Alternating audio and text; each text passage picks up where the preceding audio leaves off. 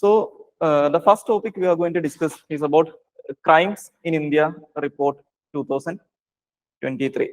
Okay. So the Crimes in India report is an annual report published by National Crime Records Bureau or NCRB. Okay. So it's a annual report published by NCRB under Ministry of Home Affairs, and it's a compilation of data on reported crimes from across the country. Okay, so it's an annual report published by NCRB about the reported crimes in India, okay, across all the states and union territories. Okay, so and it provides the overall picture of broad trends in crime registration. Okay, so that's it about Crimes in India report. Other than that, just okay. So the next topic is Press and Registration of Periodicals Act 2023. Okay. So the Press and Registration of Periodicals Act 2023 is a new legislation enacted by Indian Parliament to replace the colonial era Press and Registration of Books Act 1867. Okay. So in 2 years, you can see this trend. That means the Parliament has been replacing so many colonial era laws with new laws. Okay. So for example, the Press and Registration of Books Act 1867 is replaced by the new Press and Registration of Periodicals Act 2023. Okay. So there are a few new provisions included in the act. Actually, we colonial era laws replace in differences. But in this act, there are certain new provisions. For example, the new law provides for an online portal known as Seva portal for the registration of newspapers and periodicals. Okay. So before this act, the 2023 act, the registration of newspapers and periodicals has to be done in a offline way. But as per the new law, the registration of periodicals and newspaper can be done through online via this Seva portal. Okay, that is the first stage. The second one is, under this act, there is a statutory body responsible to conduct these registrations and approval of registrations, etc. Okay, so previously that statutory body is known as Registrar of Newspapers for India or RNI. Okay, Registrar of Newspapers for India or RNI. So that statutory body has renamed as Press Registrar General of India or PRGI. Okay, Press Registrar General of India. Okay, so the Press Registrar General of India is the body that is responsible for implementation of this act. So this is a statutory body provided under the new act. Actually, there is no big difference. The previous body has been renamed as PRGI. Okay, and as I mentioned earlier, one of the major aims of the act is to streamline the registration process, replacing the manual procedure with an online system. Okay, aligning with the Digital India initiative. Okay, that is this Seva portal. Okay, that means the registration of newspapers and periodicals can be done through this online portal. Okay, and the other major provisions under this act is that previously all the books and journals which are published in India has to be registered by the RNI, but the new act exempts books and journals from registration under the new act. Okay, previously it was mandatory, but the new act exempts books and journals from registration. Okay, and the Seva portal, which provided for the registration of newspapers and periodicals, has a chatbot-based grievance resolution mechanism. Okay, a chatbot-based grievance redressal mechanism. Okay, so these are the few new provisions mentioned in the act. So along with that, just have a basic understanding about the PRGI or Press Registrar General of India. So as I mentioned earlier, the PRGI is the new iteration of Registrar of Newspapers for India or RNI, It is a statutory body mentioned under the 2023 Act, and the nodal agency or the supervising authority will be Ministry of Information and Broadcasting. And initially, the RNA was established in 1956, even though it was established on the basis of a colonial era law, but it was established after India got independence in 1956 on the recommendation of First Press Commission 1953. Okay, on the basis of the First Press Commission recommendation, the Indian Parliament at that time amended the Press and Registration of Books Act 1867. So that's how the statutory body has came into existence. So it was established in 1956 through an amendment to the Press and Registration of Books Act 1867 on the basis of the First Press Commission report 1953. Okay. So the headquarters of PRGI is located at New Delhi. Okay. So ഒന്നുമില്ല, പഴയ ഒരു statutory body തന്നെയാണ്, അതിന് പുതിയൊരു പേര് കൊടുത്തെന്ന് മാത്രമേ ഉള്ളൂ, പക്ഷെ അതിനെ കുറിച്ചൊരു ബേസിക് അണ്ടർസ്റ്റാൻഡിങ് ഉണ്ടാക്കി വെക്കുക. Okay, clear?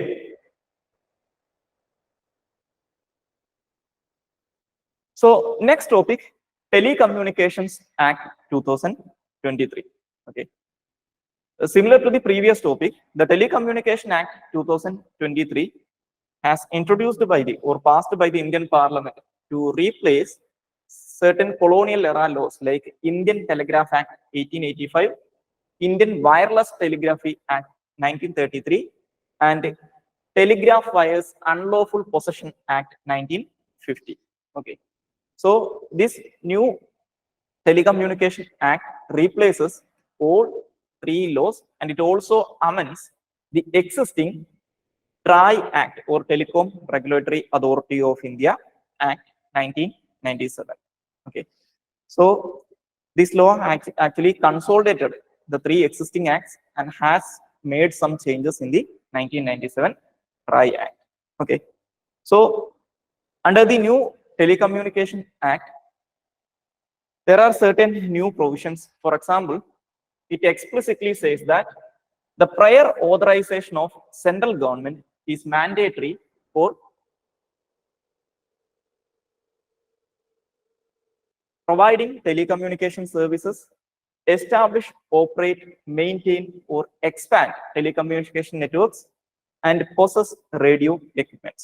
All three things needs the prior permission of the central government. Okay, to provide telecommunication services and to establish, operate, maintain, or expand telecommunication networks, possess radio equipments. Okay.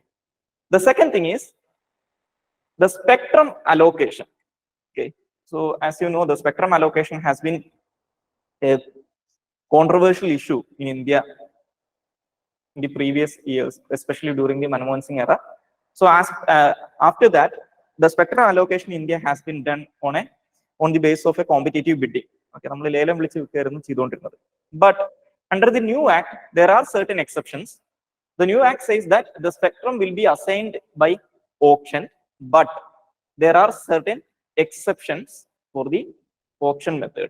Okay, okay.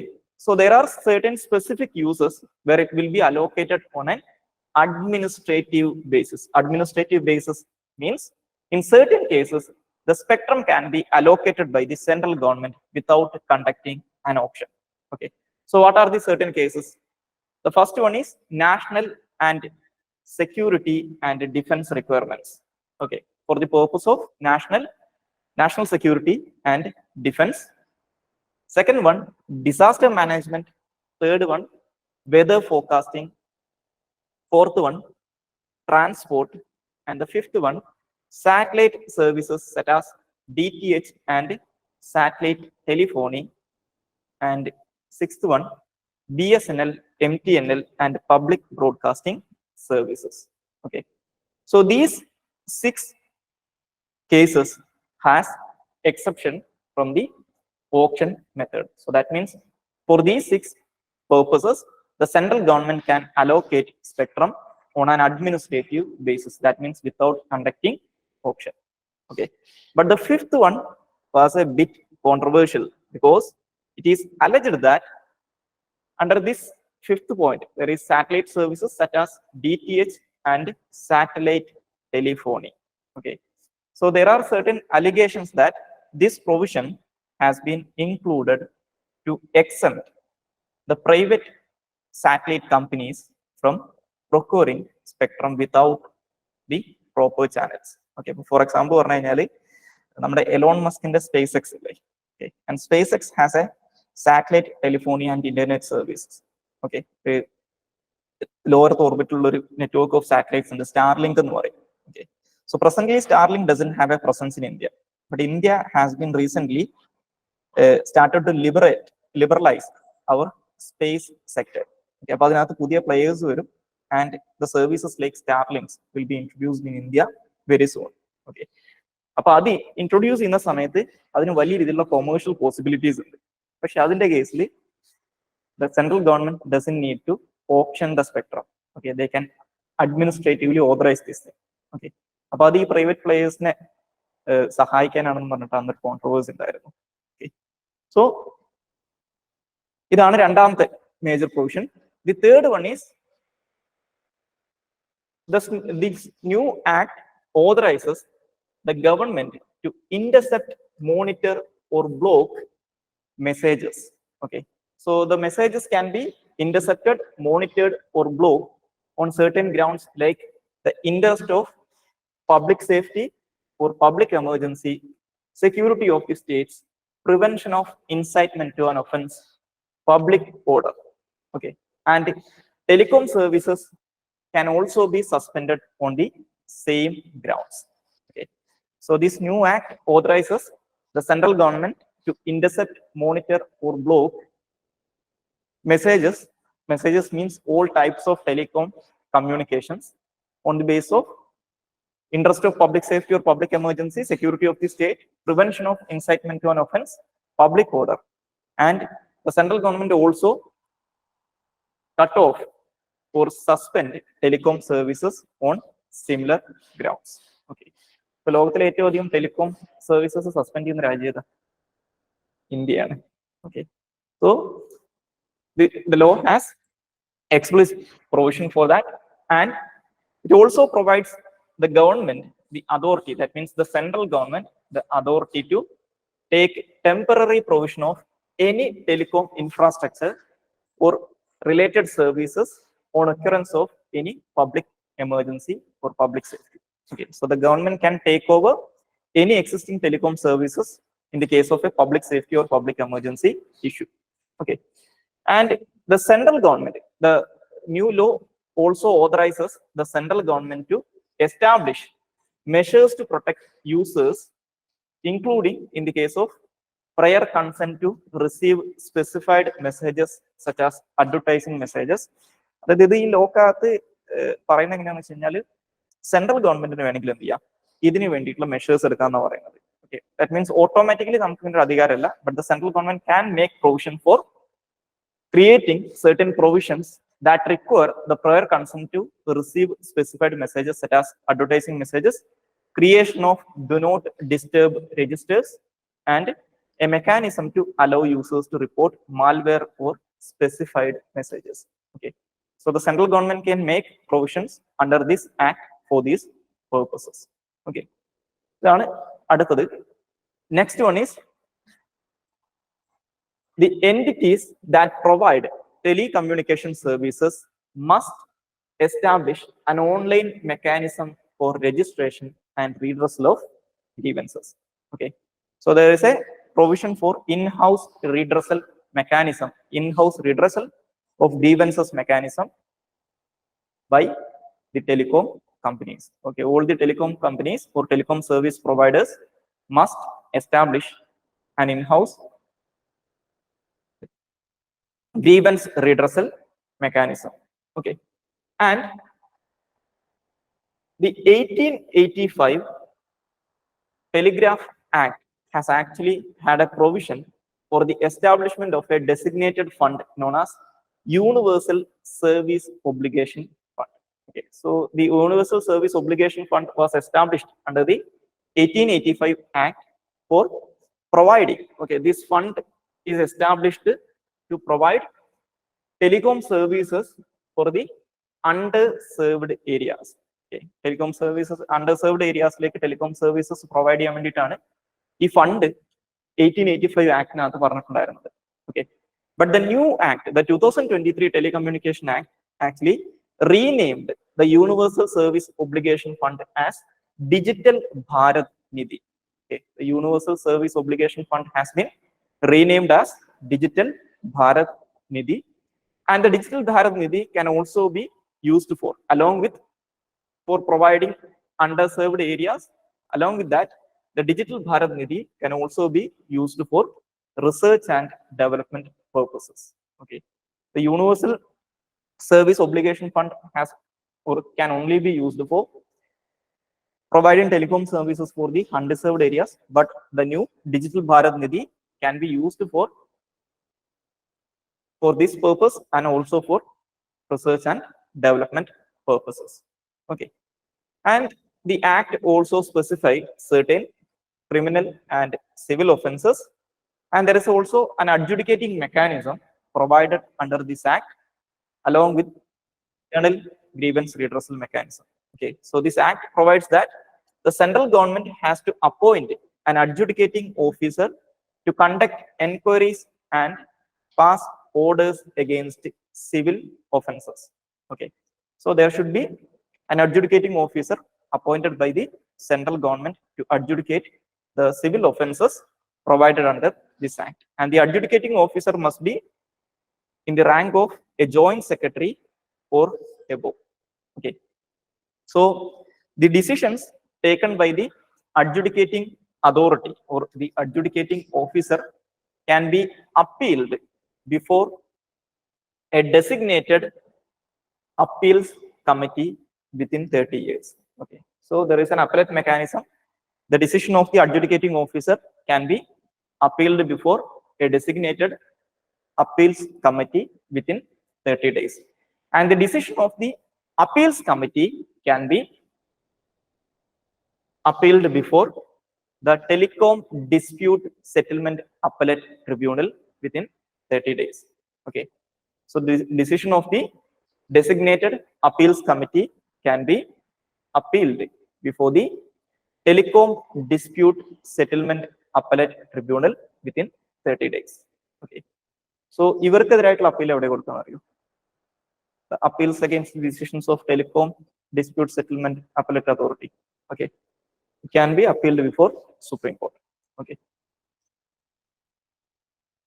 Okay, so these are the major provisions of the act, and as I mentioned earlier, the act also amended the Telecom Regulatory Authority of India Act 1997. Okay, so the amendment provided, or the amendment made in the TRAI Act, is actually a very simple one. It allows individuals with at least 30 years of professional experience to serve as the chairperson, and at least 25 years of professional experience to serve as members. Okay, it actually changed the qualifications of chairperson and members of Telecom Regulatory Authority of India. Okay, so these are the major provisions provided in the Telecommunication Act 2023. Okay, clear on law. So the next topic is abrogation of Article 370, because the Supreme Court of India has made its verdict in the case of the abrogation of Article 370 in the month of December. Okay, so ഇത് നിങ്ങൾ പൊളിറ്റിയിൽ പഠിച്ചിട്ടുള്ള ഒരു topic ആയിരിക്കും. So the Article 370 of the Indian Constitution has provided for certain special autonomy to the state of Jammu and Kashmir. Okay, allowing it to have its own constitution, and actually the Article 370 of India says that only Article 1 and 370 of India is applicable to Jammu and Kashmir. With respect to all the other articles, the decision will be taken by the Indian President, and the Indian President has the power to amend the provisions except these two exclusively for Jammu and Kashmir. Okay, that's how the articles like Article 35A came into existence. Okay, but the Article 370 also says that it is a temporary provision. Okay, so the validity or the Article 370 can be invalidated by the Indian President through a presidential order, but only on the recommendation of a only on the recommendation of Jammu and Kashmir Constituent Assembly. But the issue is that Jammu and Kashmir Constituent Assembly ceased to exist in 1957. Okay. So in 2019, through a presidential order, the Indian government has withdrawn the special status given to Jammu and Kashmir. That means the Article 370 has effectively invalidated by a presidential order in 2019, and the Indian Parliament have also bifurcated the state of Jammu and Kashmir into two union territories. Okay. So these actions taken by Indian government and Indian Parliament has questioned before Supreme Court of India. So Supreme Court verdict the Supreme Court said that the state of Jammu and Kashmir doesn't have any elements of sovereignty. Okay, so it is a state under the Indian Constitution, thus it doesn't have any element of sovereignty. And the Article 370 was a temporary provision which can be abrogated by the Indian President. Okay, so the abrogation of Article 370 is valid and it doesn't require the recommendation of Jammu and Kashmir Constituent Assembly. The Supreme Court said that the Constituent Assembly of Jammu and Kashmir ceased to exist in 1957. Thus, the abrogation of Article 370 after this doesn't require the approval or the recommendation of the Constituent Assembly of Jammu and Kashmir. Okay. And the third one, one of the major question asked in this question, in this was that, does the Parliament has the power to degrade a state into union territory? Okay. But the Supreme Court doesn't answer that question. Supreme Court said that this question will be addressed in another appropriate case. Okay. Okay, the power of Parliament to downgrade a state as a UT left to open for another appropriate case. Okay. So these are the major points mentioned in the Jammu and Kashmir case verdict by the Supreme Court of India. Okay. So, clear ആണ് എന്തെങ്കിലും doubt ഉണ്ടോ?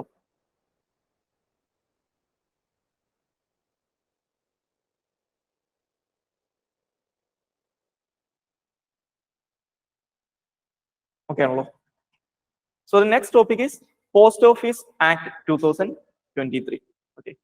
So the Post Office Act 2023 is aimed to replace the colonial era Indian Post Office Act 1898.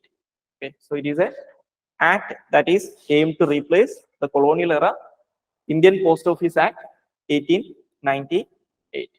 Okay, so the major provisions or salient features of this act includes the new act allows the postal department or the government interception of postal articles for the purposes of security of state, friendly relation with a foreign state, public order, emergency, public safety, contravention of the provisions in the existing act or any other laws. Okay, so the central government or the postal department can intercept any postal articles on the basis of these 6 criteria.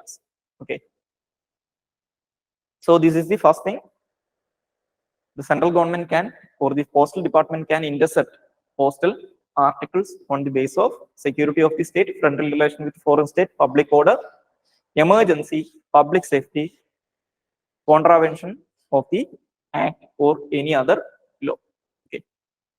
The second one is the officer in charge appointed by the central government is authorized to intercept, open or detain postal articles based on the above mentioned circumstances. Okay, and the government has the discretion to dispose of the intercepted items as it deemed appropriate. Okay, that means they can, for example, they can destroy the intercepted items. Okay, they can dispose the intercepted items, and that is a discretion of the central government. Okay. The third one is the central government can empower the post office officers to deliver suspected postal articles to the customs authority or any other specified authority. Okay. The central government can authorize the post officers to deliver the suspected articles to the customs authorities. And one of the controversial provisions of this act is that it completely exempts the post office from liability for its services. Okay, so it have completely exempted the post office with respect to liability for its services. Okay, the officers are not liable unless they have acted fraudulently or willfully caused loss, delay, or misdelivery of services. Okay, so in order to prosecute the post offices with respect to loss, delay, or misdelivery of services, you have to prove that they done this either fraudulently or willfully. Okay, അതായത് അവർ മനഃപൂർവ്വം ചെയ്തതാണെന്ന് prove ചെയ്യാൻ പറ്റണം, എന്നാലേ prosecute ചെയ്യാൻ പറ്റും. Other than that, it completely exempt the postal department from liability for its services. And it removed all the existing offenses and penalties mentioned under the colonial era law. Okay, so the new act doesn't specify any offenses or penalties. Okay, except for the provisions that the fees unpaid by the users are recoverable in areas of land revenue. അതായത് ഇപ്പൊ ഈ postal ഡിപ്പാർട്ട്മെന്റിൽ എന്തെങ്കിലും services നമ്മൾ എടുത്തിട്ട് അതിന് പൈസ കൊടുത്തിട്ടില്ലെങ്കിൽ they can collect that fees along with your land revenue. അങ്ങനെ ഒരു പ്രൊവിഷൻ ഉണ്ട്. അതൊരു ഫൈനോ ഇതൊന്നുമല്ല. സോ ഇതിനകത്ത് വേറെ ഒഫൻസസും ഫൈൻസും ഒന്നും ഇല്ല. ഓക്കെ ഓക്കെ സോ അതാണ് post office act 2023. So the next topic is Fast Track Special Courts Scheme or FTSC scheme. Okay, so the Fast Track Special Courts Scheme is a centrally sponsored scheme started in 2019 by the Department of Justice to establish 1,023 fast track special courts, including 389 designated POCSO courts across the India for speeding up of trials related to sexual offenses. Okay, so this is a centrally sponsored scheme started by Department of Justice in 2019 October to establish 1,023 fast track special courts, including 389 designated POCSO courts to expedite trials of sexual offenses. Okay, so as per the scheme, each of the newly established courts will have a judicial officer and 7 staff members. Okay, and out of the 31 states and union territories who are eligible for this scheme, the 28 states and union territories has joined the scheme. Okay, and initially the scheme was established for a period of 1 year, that means until 2020 October, but this has been expanded, okay, to 2023. Okay, so initially the scheme was for 1 year spread over 2 financial years, 2019-20 and 2021, but recently it has been extended to 2023. Okay, and for the speedy or robust implementation of this scheme, the Department of Justice has created an online monitoring framework for monthly monitoring of case statistics. Okay, and as per the new scheme, the regular review meetings must be held with the Registrar General of High Courts and state functionaries. Okay, ഇപ്പൊ നിങ്ങൾ നോക്കിക്കഴിഞ്ഞാൽ നമ്മുടെ ഈ വഞ്ചൂർ കോർട്ടിലൊക്കെ നിങ്ങൾക്ക് പുതിയ ഒരു POCSO കോർട്ടിന്റെ complex കാണാൻ പറ്റും. അതൊക്കെ ഇതിന്റെ കീഴിൽ കൺസ്ട്രക്ട് ചെയ്തിട്ടുള്ളതാണ്.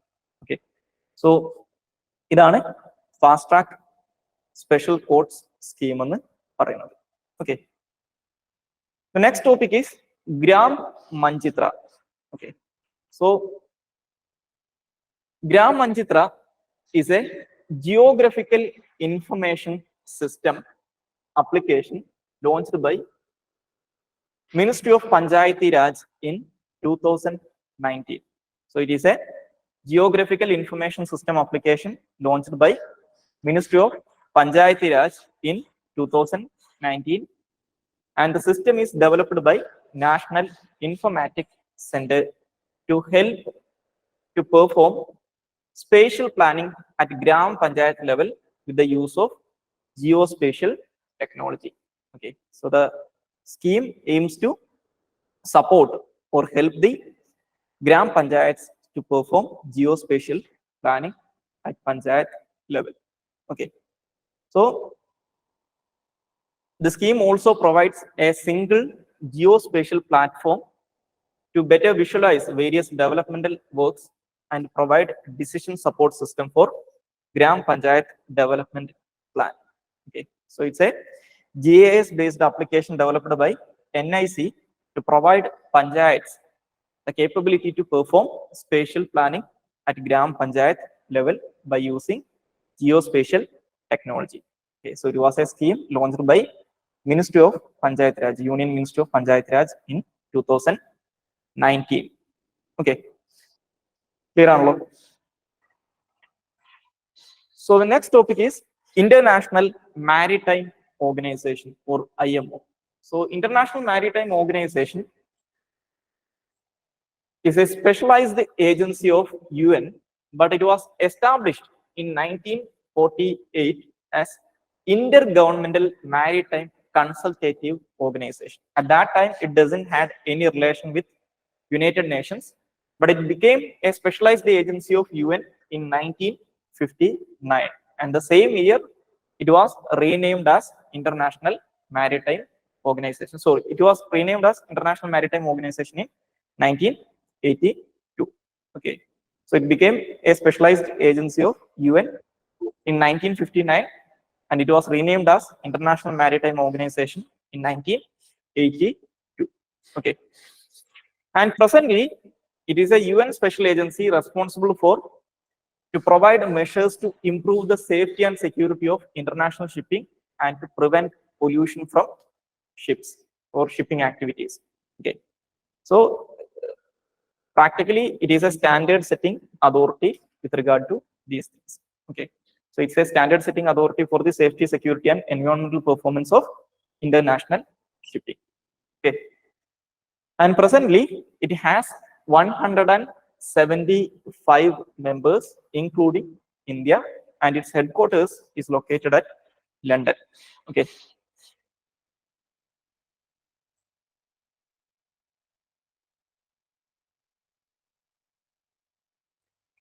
Okay, so that is International Maritime Organization. Okay, so the structure of the organization, the reason behind we are discussing about this organization is that recently in 2023 December, India has been elected to the IMO Council. Okay, so the structure of the organization include it has an assembly. The assembly is the highest governing body represented by all the members of IMO, and the second body is it has a IMO Council. IMO Council is the executive organ of IMO, and it have 5 policy making committees. Okay, so this is the structure of this organization. It has an assembly represented by all the members of the IMO, and all the decisions are taken by the committee, and the decisions are implemented by the council. The council is the executive organ of the IMO, and it has 5 policy making committees. Okay, so that is the structure of International Maritime Organization. Clear? So the next topic is United Nations Commission for Social Development. Okay, UNCOSD, United Nations Commission for Social Development. So the United Nations Commission for Social Development is actually a functional commission of ECOSOC. Okay, the Economic and Social Council of UN. Okay, so it is the functional commission of ECOSOC. Presently, the Social Commission has 46 members. Okay, so the members of the Social Commission is elected by ECOSOC on the basis of equitable geographical distribution for a 4-year term. Okay. Presently, it have 46 members elected by ECOSOC for a 4-year time period. Okay. And they will meet in every year at the UN headquarters, usually in the month of February. Okay. So the annual meetings are conducted at the UN headquarters in every year in the month of February. Okay. Okay. So the purpose of this social council is to provide advance social development and formulate policies and recommendations to address the global social issues, to focus such as poverty eradication, social inclusion, and the promotion of equitable and sustainable development. And since 1995, the Global Summit for Social Development in Copenhagen, the Commission for Social Development has been the key UN body in charge of the follow-up and implementation of Copenhagen Declaration and Program of Action. Okay. So these are the functions performed by the Commission. Okay. The first one is the advance social development and formulate policies and recommendations to address global social issues. The second one is focus on topics such as poverty eradication, social inclusion, and promotion of equitable and sustainable development. And third one, to follow up the implementation of the Copenhagen Declaration and Program of Action. Okay. So the next topic is IOM Prayas. Okay. So IOM means International Organization for Migration. Okay. So they have started a new initiative known as Prayas. Okay. So the new initiative is known as Project Prayas, or Project Promoting Regular Assisted Migration for Youth and Skilled Professions. Okay. So Prayas is the abbreviation for this Project Promoting Regular Assisted Migration for Youth and Skilled Professionals. So it is a project initiated by International Organization for Migration in partnership with the Union Ministry of External Affairs. Okay. So this project was initiated by IOM in association with the Union Ministry of External Affairs for the year 2023-24. Okay. So the objective of the project is to facilitate safe, orderly, and regular migration for aspiring Indian migrant workers and students in collaboration with Ministry of External Affairs, Niti Aayog, and state governments. Okay, so like the name suggests, this project is aimed to facilitate the safe and orderly migration for aspiring Indian migrant workers and students in collaboration with Ministry of External Affairs, Niti Aayog, and concerned state governments. Okay. So that is IOM Prayas. Okay, clear. So it's a joint venture or joint project by IOM and Ministry of External Affairs to assist the Indian workers and students to migrate abroad. Okay. So in the good IOM International Organization for Migration. It is an intergovernmental organization within the UN system. And the mandate of the organization is promoting humane and orderly migration for the benefit of all. Presently, it have 175 members, including India.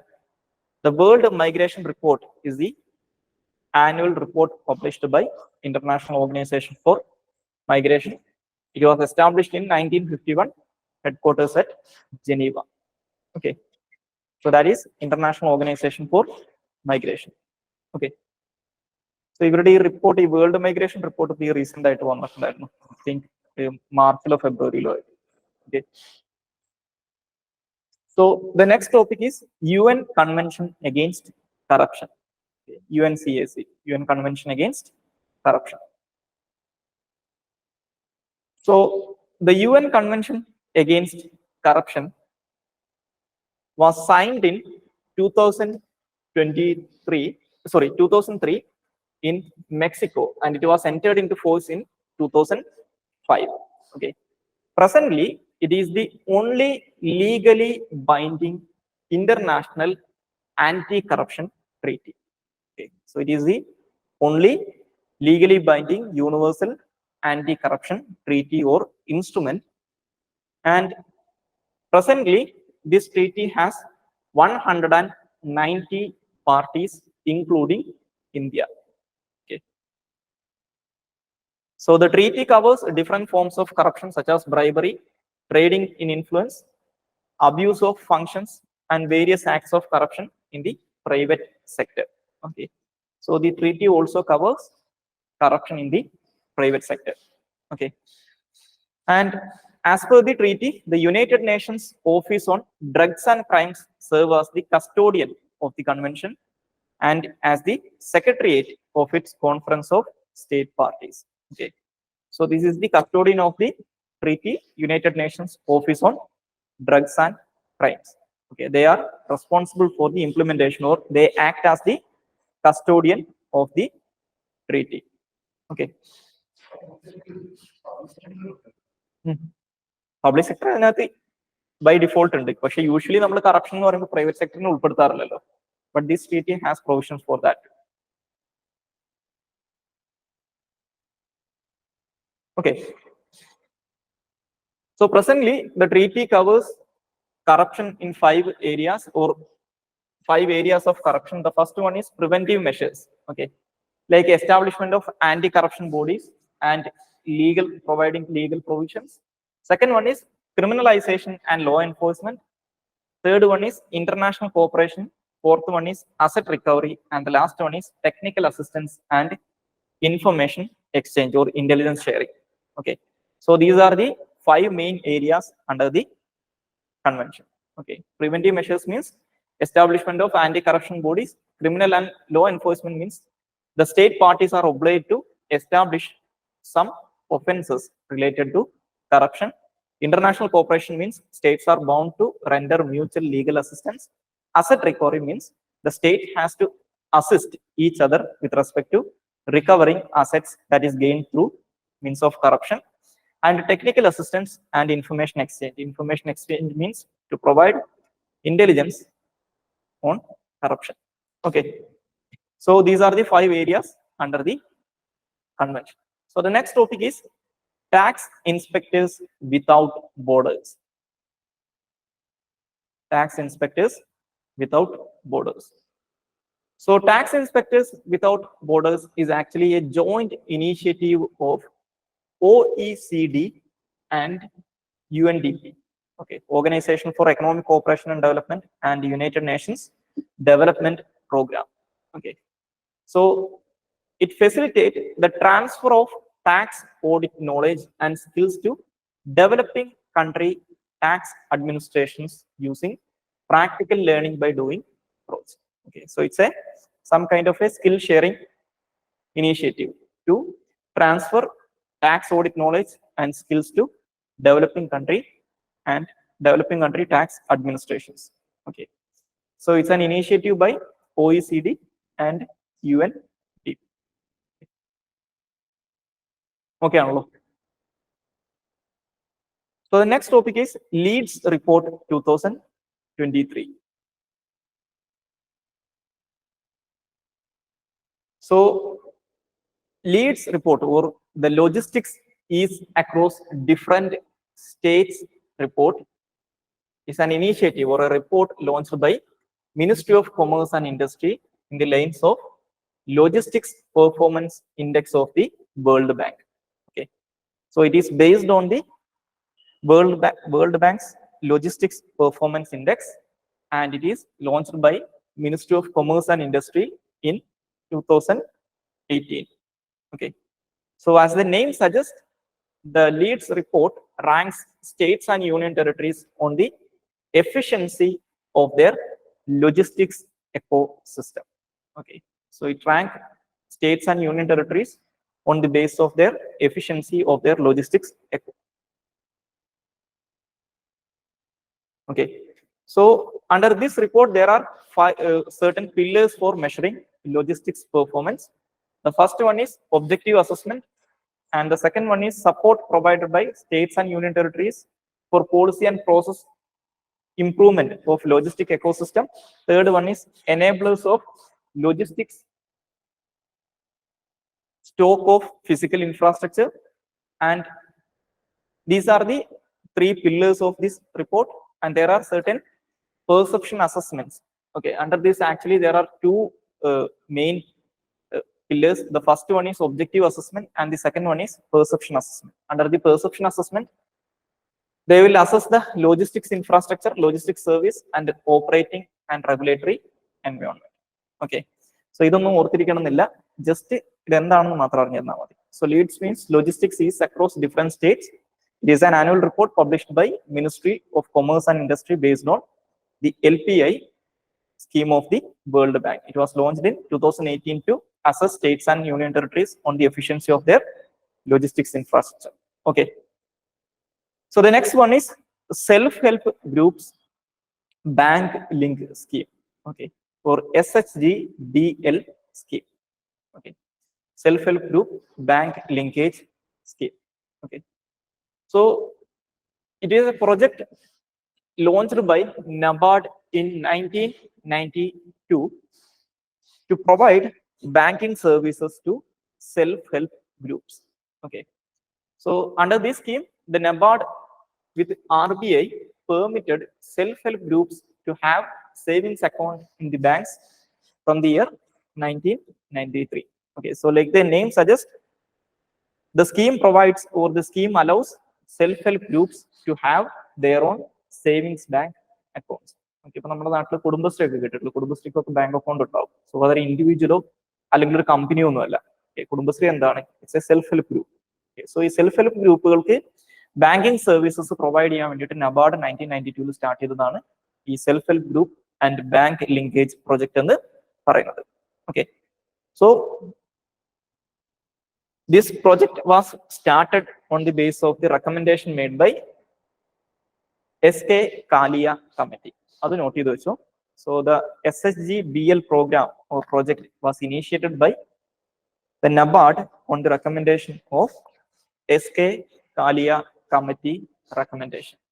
Okay, so idu endaanu arinjirikka, idu aarude initiative aanu engane vannu ennu arinjirikka. So it is a initiative launched by the NABARD to allow self-help groups to open their own savings bank accounts. It was started in 1992 by NABARD on the recommendation of SK Kalia committee.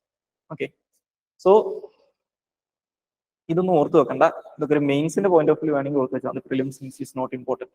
Okay, so the next one is National Startup Advisory Council or NSAC. National Startup Advisory Council. So the National Startup Advisory Council is constituted by Department of Promotion of Industry and Internal Trade or DPIIT. Okay. Department of Promotion of Industry and Internal Trade under the Ministry of Commerce and Industry.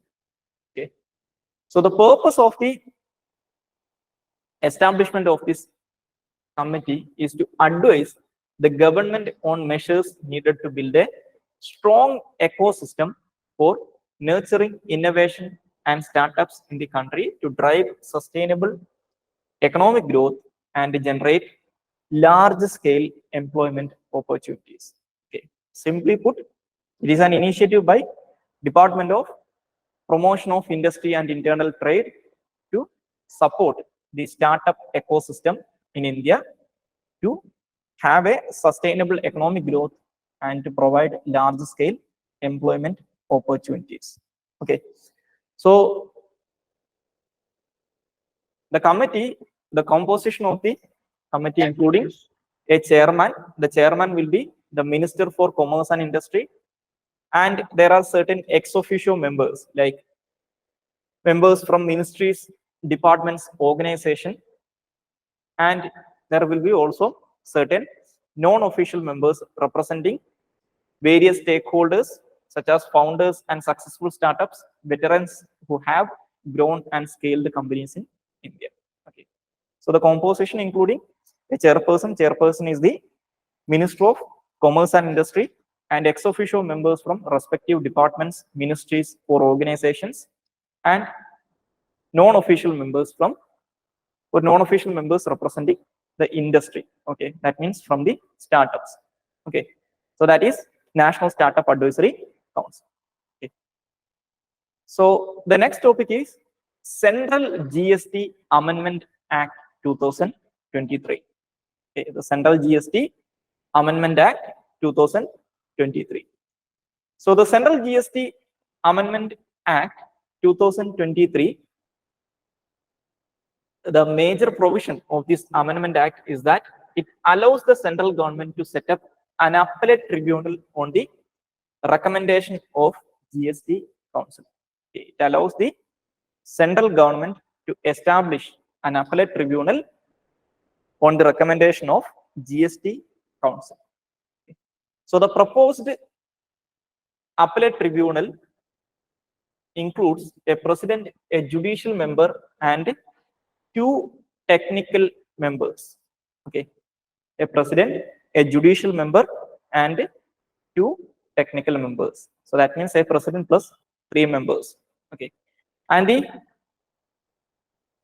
qualification of the judicial member is a judge of high court or a district judge or additional district judge having an experience of at least 10 years. Okay, so that is the qualification provided for the judicial member. Okay, either a judge of high court or a judge of district court or a district judge or a additional district judge with an experience of at least 10 years. Okay, so that is the qualification provided for the judicial member. Okay, and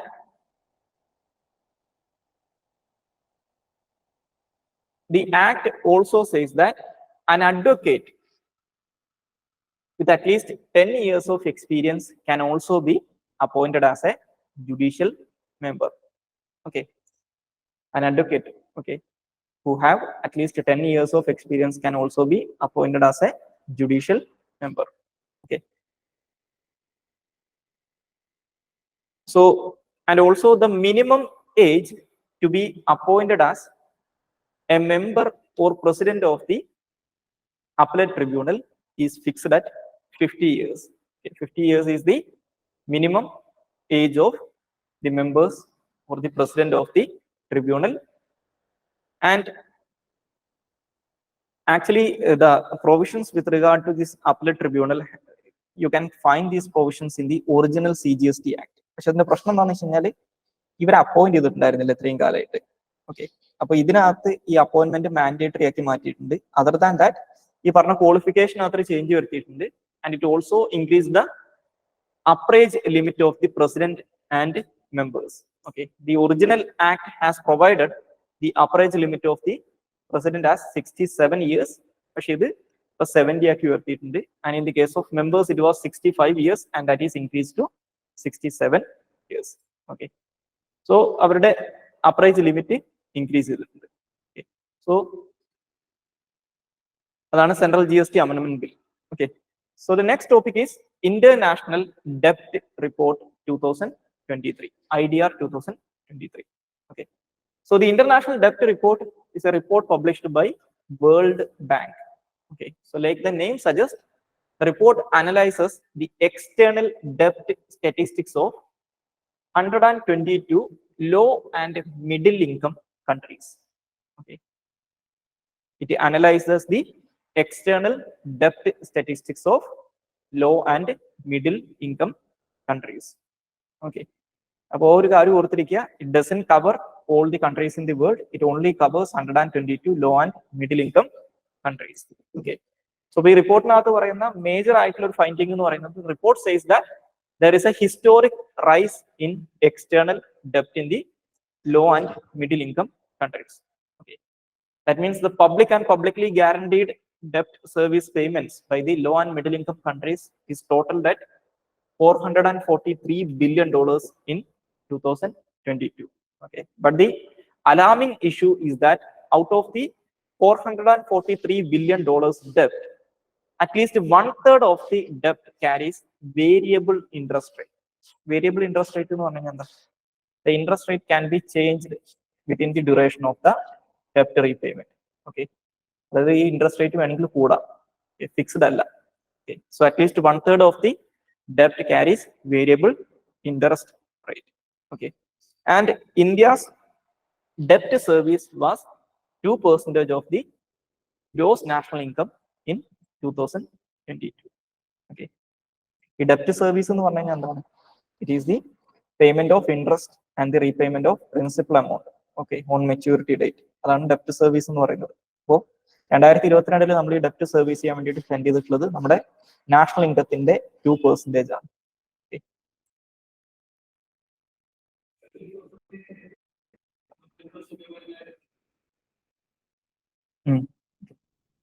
അത് ഈ പറയുന്നത് നമ്മുടെ ഇതിന്റെയൊക്കെയാ,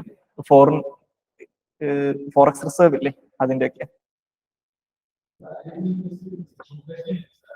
ഏതാ? Inflation മാത്രമല്ല, okay, അത് ഈ പറയുന്ന ഈ ഡെപ്റ്റിന്റെ റിസ്ക് കൂടുകയൊക്കെ ചെയ്യുന്ന സമയത്തൊക്കെ മാറും. Okay, so the next topic is Financial Stability Board, or FSB. So the Financial Stability Board was established in 2009 by G20 countries during the 2008-2009 global financial crisis, or the subprime crisis. Okay, so the Financial Stability Board brings together the national authorities responsible for financial stability, that means central banks and supervisory authorities and finance ministries, and international organization and standard setting boards. Okay, so the Financial Service Board, or FSB, brings together the national authorities responsible for financial stability and international organizations and standard setting bodies. Okay, and it operates by monitoring, analyzing, and making recommendation on key aspect of financial system. Okay. Okay, and it assesses the emerging issues that could impact global financial stability.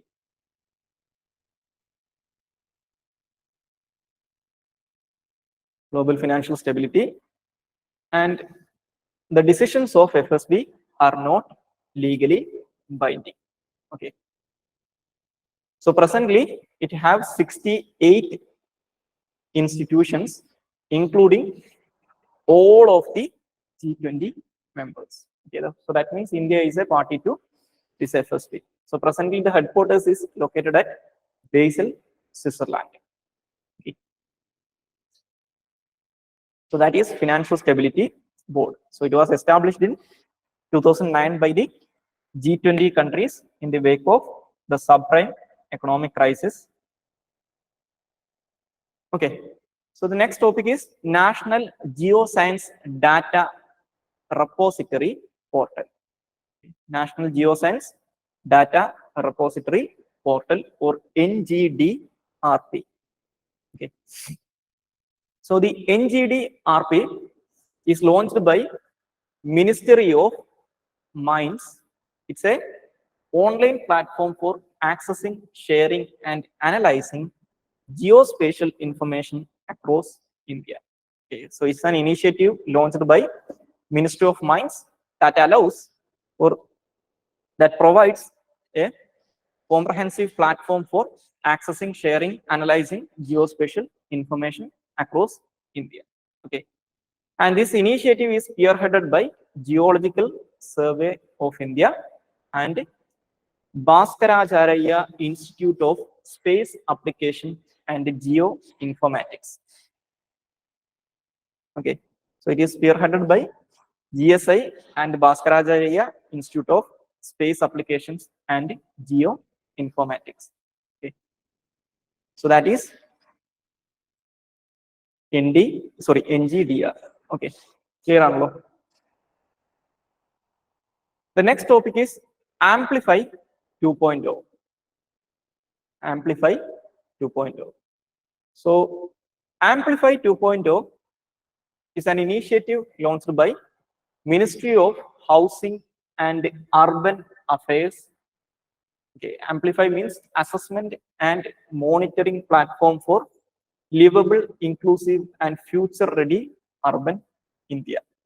Okay, assessment and monitoring platform for livable, inclusive, and future-ready urban India. So it's an online portal that provides raw data from Indian cities available on a single platform for academicians, researchers, and stakeholders to help data-driven policy making.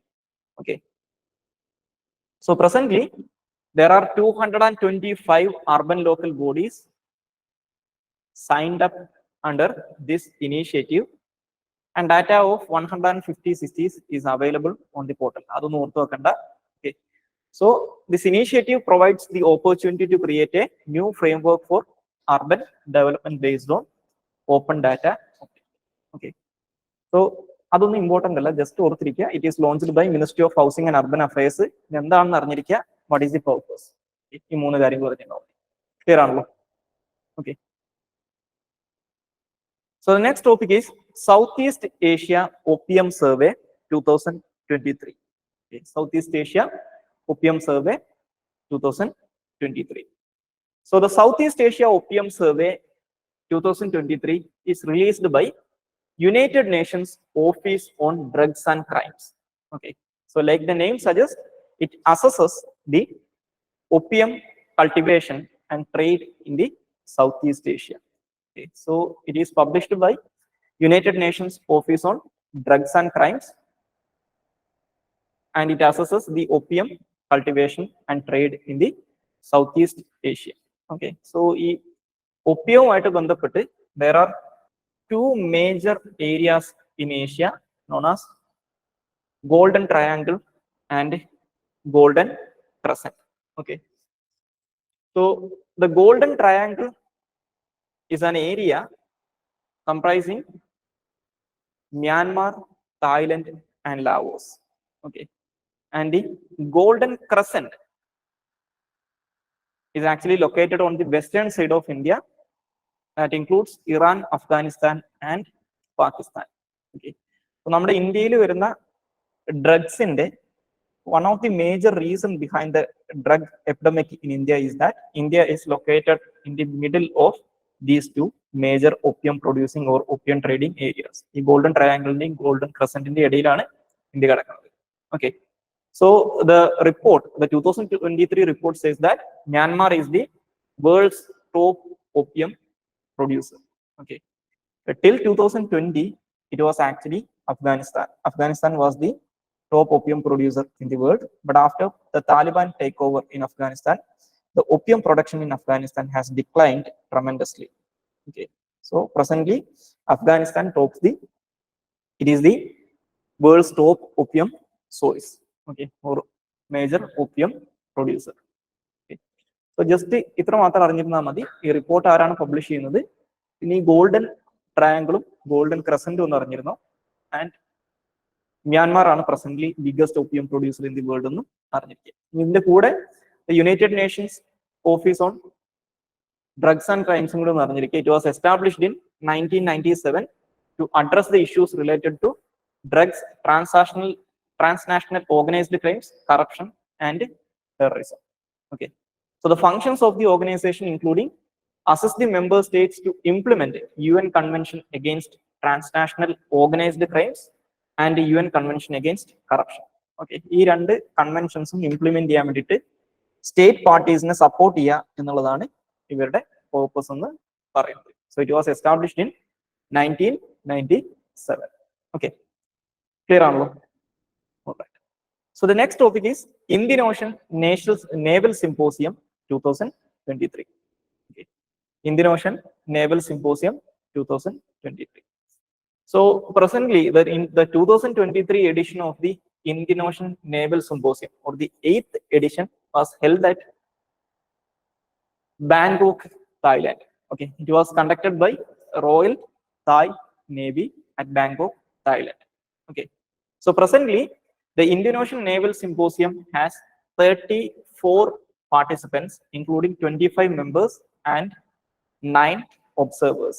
Okay, recently during the 2023 edition, the Republic of Korean Navy or the South Korean Navy also handed as a observer. Okay, so the Indian Ocean Naval Symposium is actually conceived by Indian Navy in 2008. It is a voluntary initiative to increase maritime cooperation among navies of the littoral states of Indian Ocean region. Okay, and in 2022, the Indian Ocean Naval Symposium conducted their first ever maritime exercise known as IMEX 22. Okay. IMEX 22 was the first ever multilateral joint naval exercise conducted under Indian Ocean Naval Symposium in 2022. Okay. So that is Indian Ocean Naval Symposium 2023. So the 2023 edition was held at Bangkok. Okay. So the next topic is Akash Weapon System or AWS. So the Akash and surface to air missile. Okay. So the Akash Weapon System is an air defense system developed by DRDO. Okay. So during the 2023 Air Force exercise Astra Shakti, the Akash air defense system has actually demonstrated the ability to target 4 aerial targets simultaneously. And India became the first country to demonstrate engaging 4 aerial targets simultaneously at 25 kilometers range using a single firing unit. Okay. So as I mentioned earlier, the Akash weapon system is a short-range surface-to-air missile system designed and developed by DRDO. Okay, and it have a built-in electronic counter measures, and it is presently used by Indian Air Force and Indian Army. Okay, and also remember that the Akash missile was developed by DRDO under the Integrated Missile Development Program. Okay. Akash was one of the 5 missiles that was developed under the Integrated Missile Development Program of the DRDO. Okay. Clear on. So the next topic is WinBAX 2023. So the WinBAX 2023 is a joint military exercise that was conducted between India and Vietnam.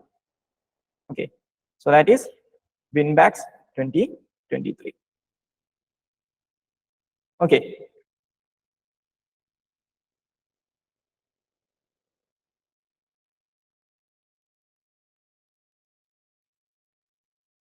Clear ആണല്ലോ. ഇതുവരെ പറഞ്ഞ കാര്യങ്ങൾക്ക് എന്തെങ്കിലും doubt ഉണ്ടോ? അത് any doubts? Clear ആണോ? ആ കേട്ടില്ല എന്താണ്? മുംബൈ അറ്റാക്കുമായിട്ട് റിലേറ്റഡ് അല്ല. നമ്മൾ ഈ ഇന്ത്യൻ ഓഷൻ റീജിയനിൽ നടത്തുന്ന ഈ പരിപാടികളിലേക്ക് അൾട്ടിമേറ്റ് ഒബ്ജക്റ്റീവ് എന്ന് പറയുന്നത് ഒന്ന് നമ്മുടെ sea lines of communication protect ചെയ്യുക എന്നുള്ളതാണ്. രണ്ടാമത്തത് ചൈനയുടെ ഇൻഫ്ലുവൻസിനെ കണ്ടെയ്ൻ ചെയ്യുക എന്നുള്ളതാണ്. അപ്പൊ മെയിൻസിനൊക്കെ ആ ഒരു ആസ്പെക്ട് മനസ്സിലാക്കിയാൽ മതി. So the next topic is Global River Cities Alliance. Okay.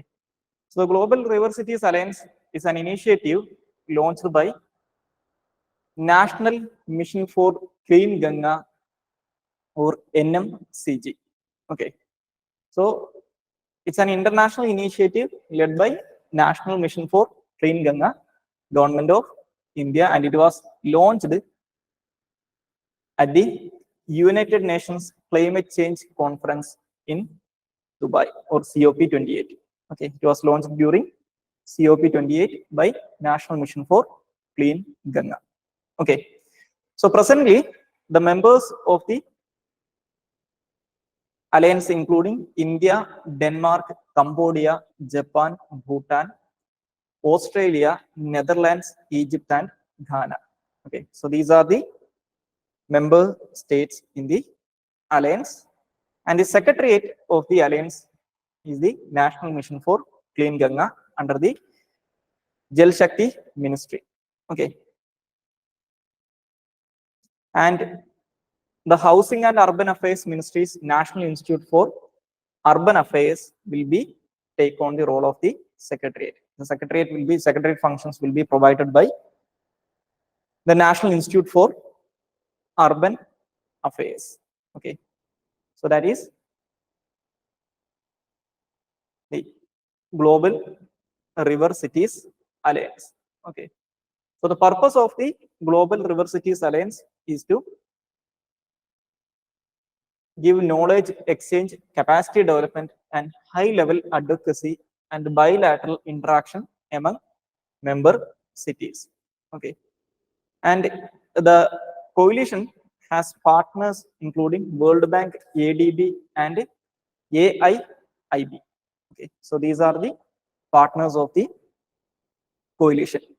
Okay, so actually there is an existing initiative by the Department of Water Resources and Ministry of Jal Shakti, that is known as the River Cities Alliance. Okay, we have discussed about Global River Cities Alliance. This is the River Cities Alliance. So the River Cities Alliance is an initiative or a joint initiative of Department of Water Resources, River Development, and Ganga Rejuvenation under the Ministry of Jal Shakti and Ministry of Urban and Housing and Urban Affairs. Okay, so the River Cities Alliance is actually an alliance between 109 river cities in India plus a member city from Denmark. Okay, so ഇതിന്റെ ഒരു internationalization ആണ് ഈ Global River Cities Alliance എന്ന് പറയുന്നത്. Okay, so there is an existing River Cities Alliance within India. Okay, that includes 109 river cities from India and a river city from Denmark. Okay, so ഇത് കുറച്ചു കാലം മുമ്പേ ഉള്ളതാണ്. The Global River Cities Alliance എന്ന് പറയുന്നത് ഇതിന്റെ ഒരു international version ആണെന്ന് മനസ്സിലാക്കി. Okay, clear ആണല്ലോ. So the next topic is emission gap report. Okay, so the emission gap report is an annual report published by United Nations Environmental Program. So it's an annual report published by UNEP. Okay, so in the emission gap എന്ന് പറഞ്ഞു കഴിഞ്ഞാൽ emission gap എന്ന് പറഞ്ഞു കഴിഞ്ഞാൽ ഒരു രാജ്യം practically, അതായത് on the ground അവർ അച്ചീവ് ചെയ്യുന്ന ഒരു എമിഷൻ ഉണ്ടാവും. കാരണം ഒരു എമിഷൻ റിഡക്ഷൻ ഉണ്ടാവും. പക്ഷേ ദർ ഈസ് എ ടാർഗറ്റ്. അതായത് നമ്മളിപ്പോ പാരീസ് ക്ലൈമറ്റ് സമ്മിറ്റിനകത്ത് പറയുന്നത്, പാരീസ് ക്ലൈമറ്റ് കോൺഫറൻസിന്റെ ഡിസിഷൻ എന്തായിരുന്നു? You have to limit the increase of global temperature at 2 degrees Celsius above the pre-industrial revolution era. Okay, അതായത് ഇൻഡസ്ട്രിയൽ റവല്യൂഷൻ നടക്കുന്നതിന് മുമ്പ് ഉണ്ടായിരുന്ന ഗ്ലോബൽ ടെമ്പറേച്ചർ എന്താണോ അതിൽ നിന്ന് 2 ഡിഗ്രി സെൽഷ്യസിൽ താഴെ ആയിരിക്കണം 2100 ആകുമ്പോഴേക്കും നമ്മുടെ ഗ്ലോബൽ വാർമിംഗിന്റെ അല്ലെങ്കിൽ ഗ്ലോബൽ ടെമ്പറേച്ചർ എന്ന് പറയുന്നത്. So in order to restrict the global temperature under this 2 degree Celsius target, രാജ്യങ്ങൾ ചെയ്യേണ്ട ചില കാര്യങ്ങളുണ്ട്. ഓക്കെ, അതായത് ഇന്ന വർഷം ആകുമ്പോഴേക്കും, ദാറ്റ് മീൻസ് 2023 ആകുമ്പോഴേക്കും ഒരു രാജ്യം ഇത്ര അച്ചീവ് ചെയ്താലേ 2100 ആകുമ്പോഴേക്കും അവർക്ക് ഇവിടെ എത്താൻ പറ്റും എന്നുള്ളൊരു ഇതുണ്ടാവും. Okay, so there is this, ഒരു രാജ്യം പ്രാക്ടിക്കലി അവർ അച്ചീവ് ചെയ്തിട്ടുള്ളൊരു എന്താണ് ഒരു ടാർഗറ്റ് ഉണ്ടാവും, അവർ അച്ചീവ് ചെയ്യേണ്ട ഒരു ടാർഗറ്റ് ഉണ്ടാവും. ഇതിന്റെ ഇടയിൽ ഒരു ഗ്യാപ്പ് ഉണ്ടാവും. യൂഷ്വലി സംഭവിക്കാറുള്ളത് എന്താണെന്ന് വെച്ച് കഴിഞ്ഞാൽ ഒരു രാജ്യം ഐഡിയലി അച്ചീവ് ചെയ്യേണ്ട ടാർഗറ്റിനെക്കാട്ടിലും താഴെയായിരിക്കും അവർ പ്രാക്ടിക്കലി അച്ചീവ് ചെയ്തിട്ടുണ്ടാവുക. സോ അതിന്റെ ഇടയിലുള്ള ആ ഗ്യാപ്പിനെയാണ് എമിഷൻ ഗ്യാപ്പ് എന്ന് വിളിക്കുന്നത്. Okay, so emission gap is the gap between A countries pledges on greenhouse gas emission reduction and the reduction required to deliver a global temperature increase of below 2 degrees Celsius by the end of this century. So it is the gap between a country's pledges on greenhouse gas emission reduction and the reduction required to deliver a global temperature increase below 2 degrees Celsius. So the emission gap report assesses this emission gap in the countries.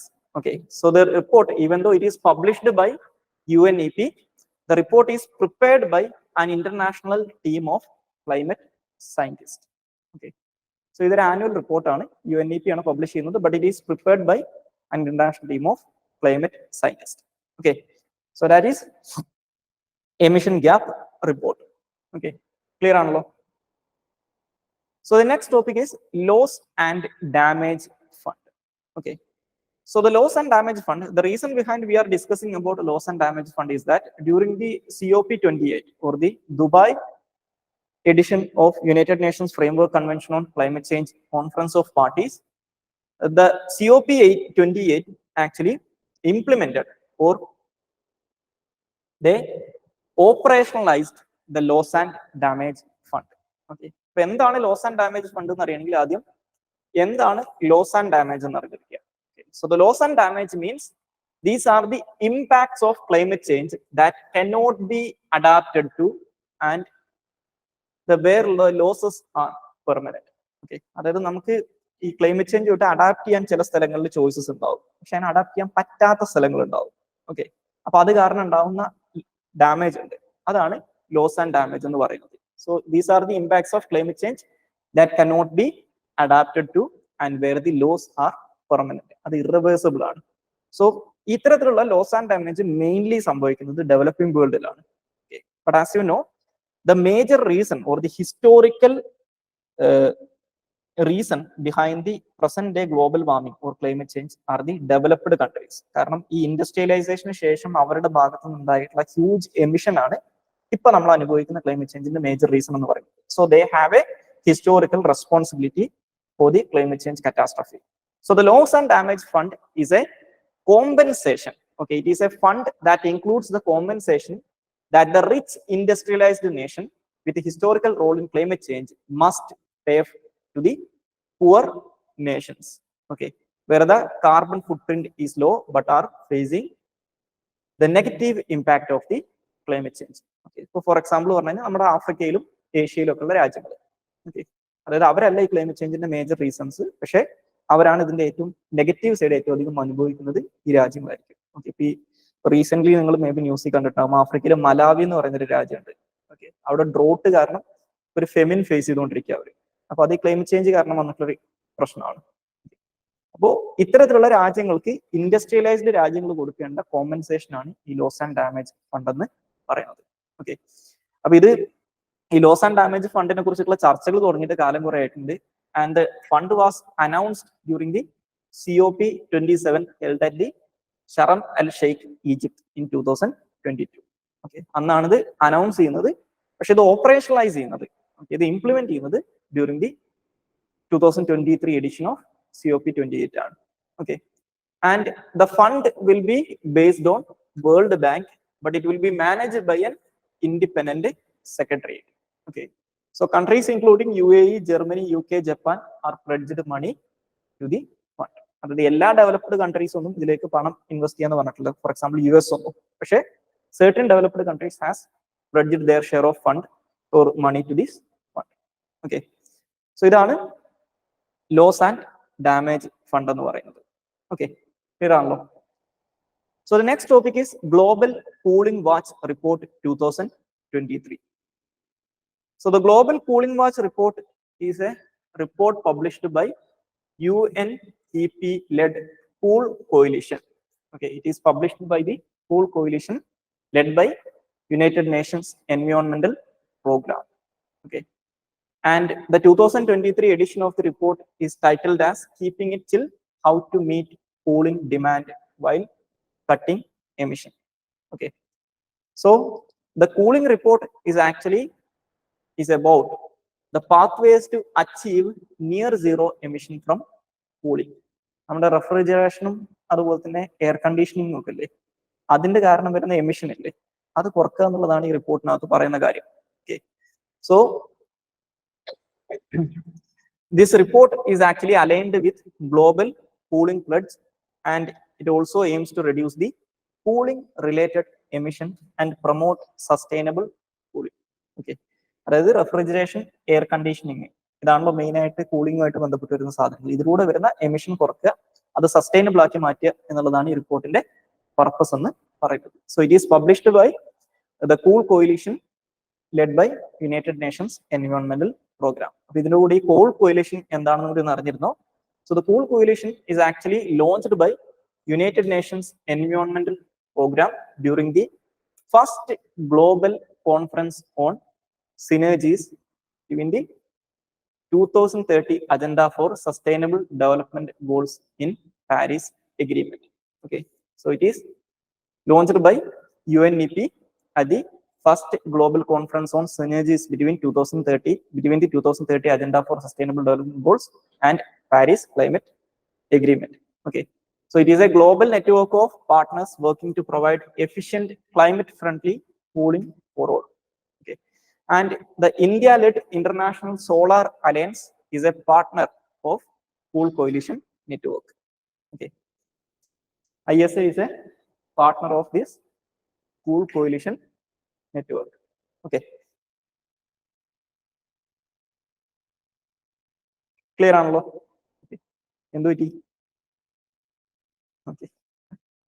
So the next topic is Dynamic Groundwater Resources Assessment Report. Dynamic Groundwater Resources Assessment Report. Okay.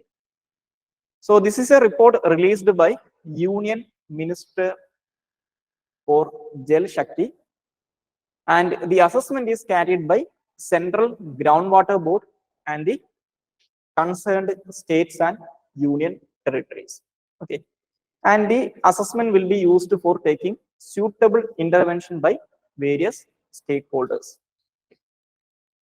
So it is published by Union Minister for Jal Shakti, and it is prepared by the Central Groundwater Board in association with or joining with concerned states and union territories.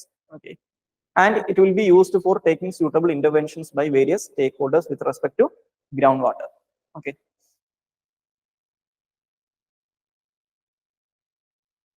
Okay, so this assessment has been in existence from 1918 onwards.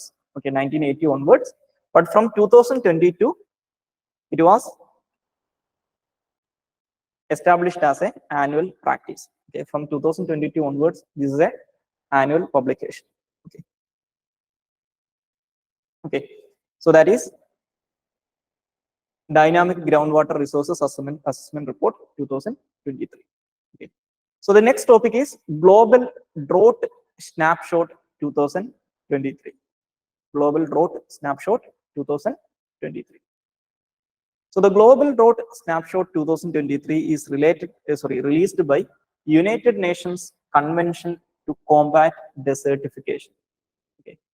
So നമ്മുടെ ലോകത്തിലുള്ള ഈ ഡ്രോട്ടുകളെ assess ചെയ്യലാണ് basically റിപ്പോർട്ടിനകത്ത് അവർ ചെയ്യുന്നത്. So the 2023 report says that at least 23 countries, including India, declared drought emergencies at national or sub-national levels during 2022-23. Okay, ഇപ്പൊ നമ്മുടെ ഇന്ത്യയിൽ ചില സ്റ്റേറ്റുകളൊക്കെ കണ്ടിട്ടില്ല ഡ്രോട്ട് ഒരു കലാമിറ്റി ആയിട്ട് അല്ലെങ്കിൽ ഒരു ഡിസാസ്റ്റർ ആയിട്ട് ഡിക്ലെയർ ചെയ്യാറുണ്ട്.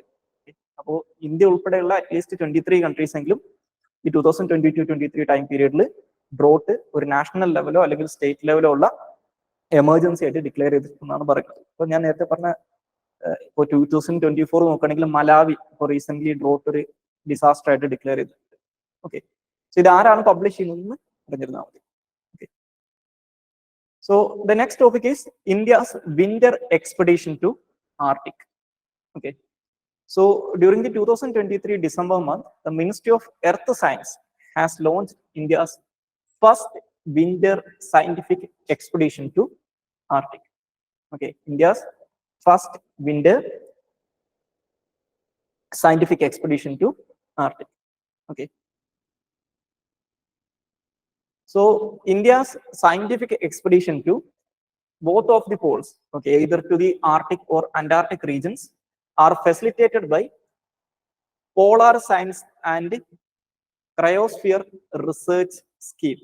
Okay, so this is the scheme under which these kind of expeditions are conducted. Polar Science and Cryosphere Research or PACER scheme. Okay, through the National Center for Polar and Ocean Research, okay, which is comes under the Ministry of Earth Science. Okay.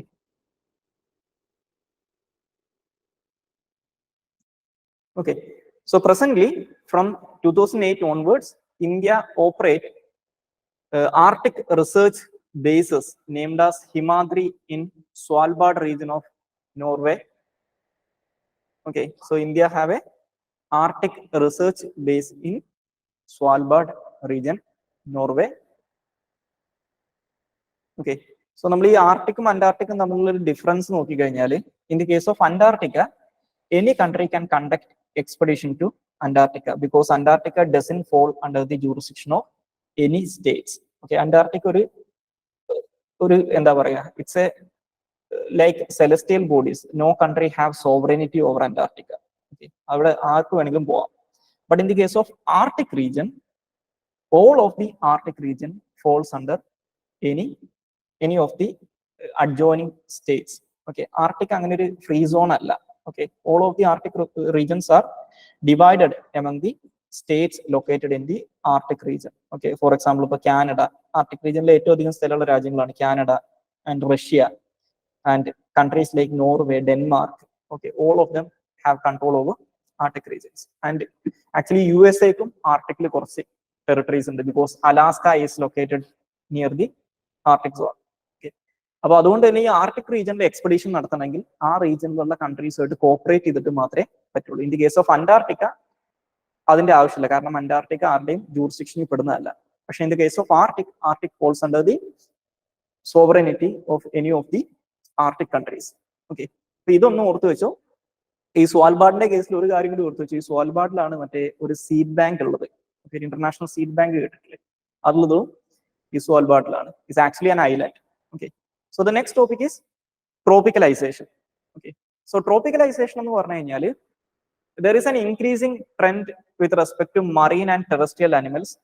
That is, നമ്മൾ സാധാരണഗതി പറയും marine life ആണെങ്കിലും ഈ പറയുന്ന terrestrial life ആണെങ്കിലും ഏറ്റവും അധികം diversity ഉള്ളത് എവിടെയാണ്?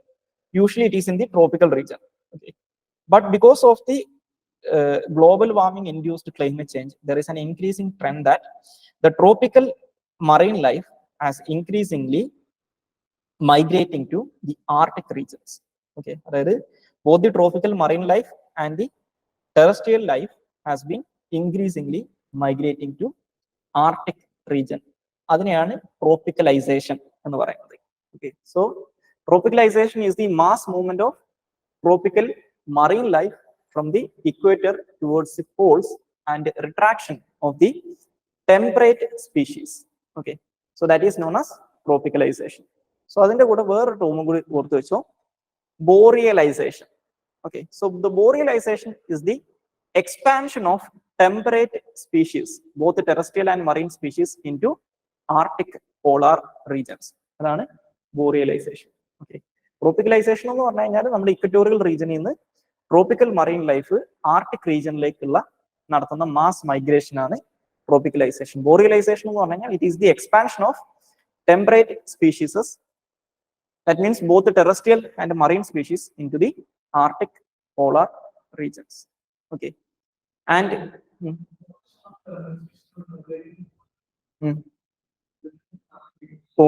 okay, and it is said that the Mediterranean Sea is now considered as a tropicalization hotspot because of the increase of tropical species in the Mediterranean region. Okay, അപ്പൊ അത് ഈ പറയുന്ന നമ്മുടെ ഇപ്പോ റീസെന്റ് ഒരു റിപ്പോർട്ട് ഉണ്ടായിരുന്നു, ഒരു മറീൻ ഹീറ്റ് വേവ് എന്ന് പറയുന്ന ഒരു കൺസെപ്റ്റ് കേട്ടിട്ടുണ്ടോ? നമ്മൾ ഈ ഗ്രൗണ്ടിൽ ഹീറ്റ് വേവ് ഉണ്ടാകുന്നത് പോലെ ഈ ഓഷ്യാനിക് സർഫേസിന്റെ ടെമ്പറേച്ചർ വലിയ രീതിയിൽ ഇൻക്രീസ് ചെയ്തുകൊണ്ടിരിക്കുകയാണ്. നമ്മുടെ മറൈൻ ലൈഫ് കൂടുതലും ജീവിക്കുക ഈ സൺലൈറ്റ് കിട്ടുന്ന ഓഷ്യാനിക് റീജിയനിലാണല്ലോ. അപ്പൊ അതിന്റെ ടെമ്പറേച്ചർ വലിയ രീതിയിൽ കൂടുന്നതായിട്ടുള്ള റിപ്പോർട്ടുകൾ വരുന്നുണ്ട്. അപ്പൊ സ്വാഭാവികമായിട്ട് ഇവർക്ക് ഈ പറയുന്ന ഏരിയാസിൽ ജീവിക്കാൻ പറ്റാത്ത സിറ്റുവേഷൻ വരും. ഓക്കെ, ആൻഡ് ഓൾസോ ഈ ട്രോപ്പിക്കൽ സ്പീഷീസുകൾക്ക് നോർമലി ആർട്ടിക് റീജിയൻസിൽ ജീവിക്കാൻ പറ്റില്ല because of the cold temperature. പക്ഷെ അവിടെയും സംഭവിക്കുന്ന എന്താണ്, അവിടത്തെയും വെള്ളം ചൂടായിക്കൊണ്ടിരിക്കുകയാണ്. സോ അവർക്ക് ജീവിക്കാൻ പറ്റുന്ന ഐഡിയൽ കണ്ടീഷൻ ആയിട്ട് അത് മാറുകയാണ്. അപ്പൊ അതുകൊണ്ട് തന്നെ ഇറ്റ് ഈസ് സെഡ് ദാറ്റ് ഇപ്പൊ നമ്മളെ ഈ ട്രോപ്പിക്കൽ റീജിയനിലുള്ള വലിയൊരു ശതമാനം ആളുകൾ ജീവിക്കുന്നത്, എസ്പെഷ്യലി കോസ്റ്റൽ ഏരിയാസ് ഉള്ള ആൾക്കാർ ജീവിക്കുന്നത് ഈ മറൈൻ ലൈഫിനെ ഡിപ്പെൻഡ് ചെയ്തിട്ടാണ്, ഫിഷിംഗ് ആക്ടിവിറ്റീസ് പോലുള്ള കാര്യങ്ങൾ ചെയ്തിട്ടാണ്. പക്ഷേ ഇപ്പോഴത്തെ ട്രെൻഡ് കണ്ടിന്യൂ ചെയ്യുകയാണെങ്കിൽ നെക്സ്റ്റ് ഒരു 30 or 50 ഇയേഴ്സിനകത്ത് ഈ ട്രോപ്പിക്കൽ റീജിയൻ എന്ന് പറയുന്നത് പലതും അതിനൊരു ടേം ഉണ്ട്, ബ്ലൈൻഡ് സ്പോട്ട് എന്നോ സംതിങ് ലൈക്ക് ദാറ്റ് ഒരു ടേം പറയും. അതായത് ഈ മറൈൻ ലൈഫ് ഇല്ലാത്ത ഓഷ്യാനിക് പാച്ചസ് ഉണ്ട്, അങ്ങനെയായിട്ട് മാറുന്നതാണ് പറയുന്നത്. കാരണം മറൈൻ ലൈഫ് കംപ്ലീറ്റ്ലി ഇവിടുന്ന് മൈഗ്രേറ്റ് ചെയ്യാൻ തുടങ്ങുന്നതാണ് പറയുന്നത്. ഇപ്പോഴത്തെ ഈ ഒരു ഓഷ്യൻ വാട്ടർ വാർമിങ് ഇപ്പോഴത്തെ ട്രെൻഡ് കണ്ടിന്യൂ ചെയ്ത് കഴിഞ്ഞാൽ, അപ്പൊ അതിന്റെ ഭാഗമായിട്ട് വരുന്നൊരു സാധനമാണ് ഈ ട്രോപ്പിക്കലൈസേഷൻ. ഒരു ടേം എന്താണെന്ന് Okay. So the next topic is State of Finance for Nature 2023 report. So the State of Finance for Nature 2023 report is published by UNEP. So it tracks the public and private finance flows to nature-based solutions to tackle global challenge related to biodiversity loss, land degradation, and climate change. So it is a report published by UNEP that tracks the public and private finance flow to nature-based solution to tackle the challenges posed by or challenges related to biodiversity loss, degradation, and climate change. Okay. So it first time estimated the global scale of public and private nature negative finance. Okay. So just understand that this is a report released by UNEP. The purpose and okay. State of Finance for Nature report. Okay. So the next topic is Global Climate 2011-2020 report. Global Climate 2011-2020 report. So the Global Climate 2011-2020 report is released by WMO or World Meteorological Organization. Okay. So as per the report, the 2011-20 is the warmest decade on the record for both land and ocean. Okay.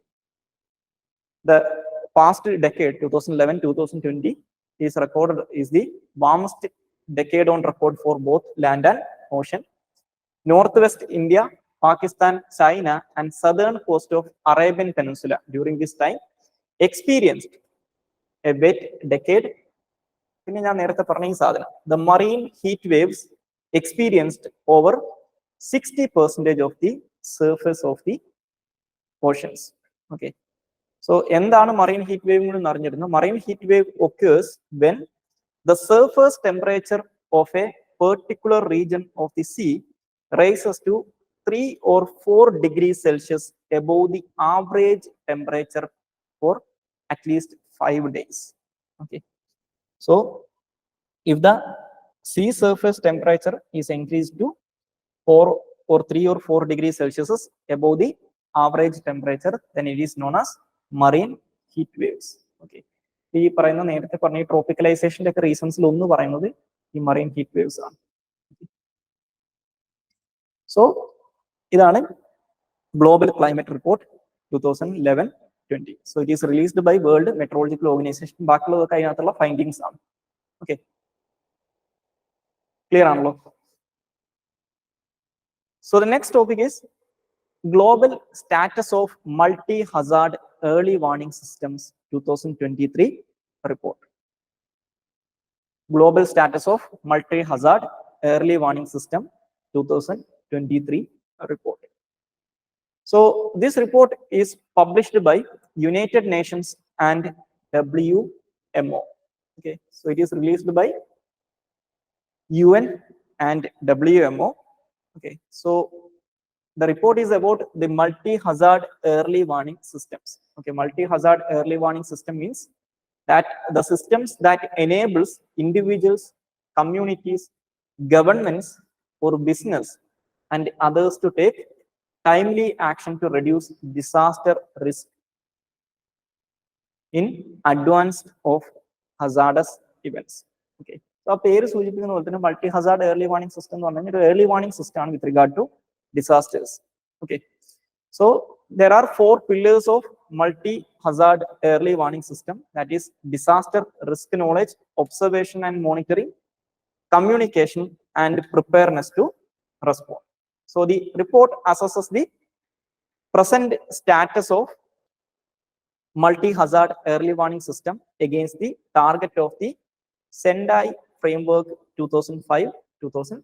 Okay, so it assesses the preparedness of current global multi-hazard early warning systems against the target of the Sendai Framework 2015-30. Okay, so that is multi-hazard early warning system report. Okay, clear? So the next topic is Global Initiative of Academic Networks Program, or GAN program. Global Initiative of Academic Networks Program, or GAN program. So the GAN program is actually a Government of India initiative aims to tape the talent pool of scientists and entrepreneurs internationally to encourage their engagement with the institutes of higher education in India. Okay. ഇത് ഇത്രയേ ഉള്ളൂ. ഈ international ലെവലിലുള്ള entrepreneurs, അതുപോലെ തന്നെ സയന്റിസ്റ്റുകൾ, okay, ഇവര് ഇന്ത്യയിലുള്ള higher education ഇൻസ്റ്റിറ്റ്യൂട്ടുകളുമായിട്ട് collaborate ചെയ്യും. Okay, and the government of India will pay dum certain amount as remuneration and to cover their accommodation and airfare. അപ്പൊ അതിലൂടെ ഇന്ത്യയിലുള്ള ഹയർ എഡ്യൂക്കേഷൻ ഇൻസ്റ്റിറ്റ്യൂഷൻസിന്റെ ക്വാളിറ്റി ഇംപ്രൂവ് ചെയ്യുക, അവരുമായിട്ടുള്ള ഇന്റർനാഷണൽ കൊളാബറേഷൻസ് വർദ്ധിപ്പിക്കുക, എക്സ്പോഷർ കൂട്ടുക, ഇതൊക്കെയാണ് ഇതിന്റെ ലക്ഷ്യം എന്ന് പറയുന്നത്. ഓക്കെ, ഏറ്റവും സിമ്പിൾ ആയിട്ട് പറഞ്ഞു കഴിഞ്ഞാൽ ഈ പറയുന്ന ഇന്റർനാഷണലി ടാലന്റഡ് ആയിട്ടുള്ള സയന്റിസ്റ്റുകളും എന്റർപ്രണേഴ്സും ഇവിടെയുള്ള ഹയർ എഡ്യൂക്കേഷൻ ഇൻസ്റ്റിറ്റ്യൂഷൻസുമായിട്ട് അസോസിയേറ്റ് ചെയ്യും. ഓക്കെ, അതിന്റെ ഭാഗമായിട്ട് ഒരു നമ്പർ ഓഫ് ക്ലാസ്സസ് ഒക്കെ അസൈൻ ചെയ്തിട്ടുണ്ടാവും. ആ ക്ലാസ് ഒക്കെ അവർ കണ്ടക്ട് ചെയ്യും. അതാണ് ഈ GAN പ്രോഗ്രാം എന്ന് പറയുന്നത്. Okay, so it was first launched to establish a collaboration between India and the United States of America. Later, the scope of the program was extended. So, as I mentioned earlier, an honorarium is paid to the foreign experts to cover their travel and other expenses. And short-term courses conducted by these expert faculties in Indian institutions. The nodal agency to implement this program is IIT Kharagpur. Okay, അവരാണ് ഇതിന്റെ implementation agency, അല്ലെങ്കിൽ ഇതിന്റെ nodal agency എന്ന് പറയുന്നത്. Okay, so ഇതാണ് GAN എന്ന് പറയുന്നത്. Okay, so ഇനി ഇതിന്റെ ഒബ്ജക്റ്റീവ്സ് ഈ പറഞ്ഞതൊക്കെ തന്നെയാണ്. To improve the quality of the higher education through international collaboration, increase the touch of reputed international faculty to Indian academic institutions, bring in international academic excellence in India's higher education institutions, and augment countries' existing academic resources, accelerate the pace of quality reform, and elevate India's scientific and technological capacity to global excellence. Okay, ഇതാണ് GAN. Okay, ഇപ്പൊ ഈ GAN പോലെ തന്നെയാണ് വേറൊരു programme ഉണ്ട്, അതിന്റെ പേര് ഞാൻ മറന്നുപോയി.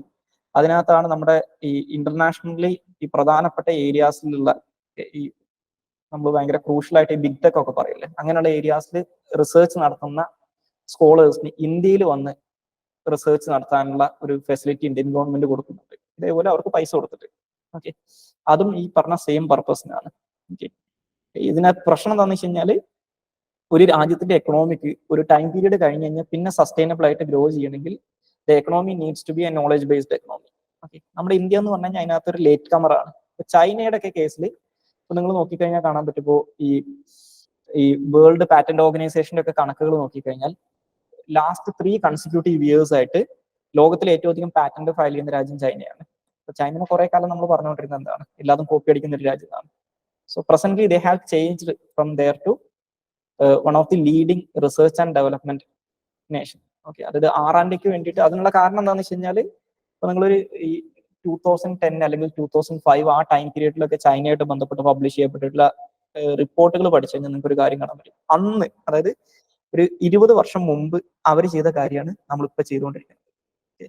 നമ്മുടെ ഇന്ത്യയുടെ കേസിൽ നിങ്ങൾ നോക്കുകയാണെങ്കിൽ ഇപ്പൊ ചൈനയിൽ കഴിഞ്ഞ വർഷത്തെ ഈ വേൾഡ് പാറ്റന്റ് ഓർഗനൈസേഷന്റെ കണക്കനുസരിച്ച് ചൈനയിൽ ഫയൽ ചെയ്യപ്പെട്ടിട്ടുള്ള പാറ്റന്റുകളുടെ എണ്ണം എന്ന് പറയുന്നത് 1.5 മില്യൺ ആണ്. ഓക്കെ, ആക്ച്വലി സെക്കൻഡ് വേൾഡ് വാറിന് ശേഷം ടിൽ 2018 or 19, ഓക്കെ, അതുവരെ ലോകത്തിലെ ഏറ്റവും അധികം പാറ്റന്റ് ഫയൽ ചെയ്യപ്പെട്ടുകൊണ്ടിരുന്ന രാജ്യം US ആണ്. But from 2020 or 21 onwards, China overtook USA, and presently the Chinese has filing more than 50% patents than the US American counterparts. Okay, ഇപ്പോൾ കഴിഞ്ഞ വർഷത്തെ കണക്കനുസരിച്ച് അമേരിക്കയിൽ ഫയൽ ചെയ്യപ്പെട്ടിട്ടുള്ളത് 10 ലക്ഷം ആണെങ്കിൽ ചൈനയിൽ അത് 15 ലക്ഷമാണ്. പക്ഷെ നമ്മുടെ ഇന്ത്യയുടെ കേസിൽ ദാറ്റ് ഈസ് നിയർലി 46,000 ആണ്. ഓക്കെ, അത് ചൈനയിൽ ഒരു വർഷം 15 lakh പാറ്റൻസ് ഫയൽ ചെയ്യപ്പെടുമ്പോൾ ഇന്ത്യയിൽ അത് ഫയൽ ചെയ്യപ്പെടുന്നത് ലെസ് ദാൻ 1 lakh ആണ്.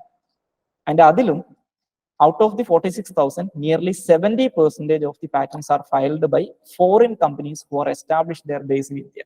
അതായത് ഇന്ത്യയിൽ വർക്ക് ചെയ്യുന്ന ഫോറിൻ കമ്പനീസ് ഫയൽ ചെയ്യുന്നതാണ്. അപ്പൊ ഇന്ത്യയുടെ കേസിൽ എന്താണെന്ന് വെച്ച് കഴിഞ്ഞാൽ നമ്മുടെ ടാലന്റ് പൂൾ ഇപ്പോഴും വലിയ രീതിയിൽ പുറത്തേക്ക് മൈഗ്രേറ്റ് ചെയ്തുകൊണ്ടിരിക്കുകയാണ്. അതിനെയാണ് നമ്മൾ ബ്രെയിൻ ഡ്രെയിൻ എന്ന് പറയാം. അപ്പൊ ചൈനയൊക്കെ പണ്ട് ചെയ്തുകൊണ്ടിരുന്നത് എന്താണെന്ന് വെച്ച് കഴിഞ്ഞാൽ in order to bring back these talented expatriate community back to their homeland, China has created an ecosystem. ഇപ്പൊ നമ്മൾ ഈ സ്റ്റാർട്ടപ്പ് മിഷൻ ഒക്കെ പറയുമല്ലോ, ഇതിന്റെയൊക്കെ ഒരു പഴയ വേർഷൻ ആണ് ചൈന ചെയ്തിട്ടുണ്ട്. അതായത് ഇത്തരത്തിൽ ഈ MIT പോലുള്ള പ്രീമിയർ US ഉള്ള ഇൻസ്റ്റിറ്റ്യൂട്ടുകൾ പഠിക്കുന്ന ചൈനീസ് സിറ്റിസൺസ് ആയിട്ടുള്ള ആളുകൾ തിരിച്ചു വന്ന് ഈ സ്വന്തം നാട്ടിൽ എന്തെങ്കിലും എന്റർപ്രൈസസ് സ്റ്റാർട്ട് ചെയ്യുകയാണെങ്കിൽ അത് കംപ്ലീറ്റ്ലി ചൈനീസ് ഗവൺമെന്റ് ഫണ്ട് ചെയ്യുന്ന രീതിയിൽ കുറെ സ്കീംസ് അന്ന് അവർക്കുണ്ടായിരുന്നു. ഓക്കെ, ആ ഒരു എക്കോസിസ്റ്റം ഫേസ് ചെയ്തുകൊണ്ട് അല്ലെങ്കിൽ ആ ഒരു എക്കോസിസ്റ്റം മുതലെടുത്തുകൊണ്ട് ഡെവലപ്പ് ചെയ്ത കമ്പനീസ് ആണ് ഈ BYD ഒക്കെ ഇല്ലേ. BYD കാർ കമ്പനി കണ്ടിട്ടില്ല, ഇപ്പൊ ലോകത്തിലെ ഏറ്റവും വലിയ ഇലക്ട്രിക് കാർ മാനുഫാക്ചേഴ്സ് ആണ് ഈ BYD. അതുപോലെ തന്നെ ഒരു DJI എന്ന് പറയുന്ന ഒരു ഡ്രോൺ മേക്കർ ഉണ്ട്, ലോകത്തിലെ ഏറ്റവും വലിയ കൊമേഴ്ഷ്യൽ ഡ്രോൺ മേക്കർ ആണ്. ഇപ്പോഴും നമ്മുടെ കല്യാണത്തിനൊക്കെ യൂസ് ചെയ്യുന്ന ക്യാമറ, ഡ്രോൺ ക്യാമറ ഇല്ലേ, അതൊക്കെ അവർ പ്രൊഡ്യൂസ് ചെയ്യുന്നതാണ്. ഓക്കെ, ഇതൊക്കെ ഈ ഒരു ടൈം പീരീഡിൽ ആ ഒരു എക്കോസിസ്റ്റം മുതലെടുത്തുകൊണ്ട് സ്റ്റാർട്ടപ്പുകളായിട്ട് തുടങ്ങിയ കമ്പനീസ് ആണ്. ഇപ്പൊ അതൊക്കെ ഗ്ലോബൽ ബ്രാൻഡ്സ് ആണ്. അപ്പൊ ആ പണിയാണ് ചൈന ഒരു 20 years ബാക്ക് ചെയ്തുകൊണ്ടിരുന്ന കാര്യമാണ് ഇപ്പൊ നമ്മൾ ഈ ചെയ്യാൻ നോക്കുന്നത്. പക്ഷെ ഇതിന്റെയും പ്രശ്നം എന്ന് പറഞ്ഞു കഴിഞ്ഞാൽ നമ്മൾ ഈ ചെയ്യുന്നതൊക്കെ ഇപ്പൊ ഈ പറയുന്ന പ്രോഗ്രാം ഒക്കെ വളരെ ലിമിറ്റഡ് സ്കെയിലാണ്. അത് പെർമനന്റ് ആയിട്ട് ഇവരെ ഇങ്ങോട്ട് കൊണ്ടുവരാനെന്നല്ല നമ്മൾ നോക്കുന്നത്, ജസ്റ്റ് ഒരു ഷോർട്ട് ടേം കൊളാബറേഷൻ മാത്രമാണ്. ഓക്കെ, പക്ഷെ അതുകൊണ്ടൊന്നും ഒരു ലോങ് ലാസ്റ്റിംഗ് റിസൾട്ട് ഉണ്ടാക്കിയെടുക്കാൻ പറ്റൂല.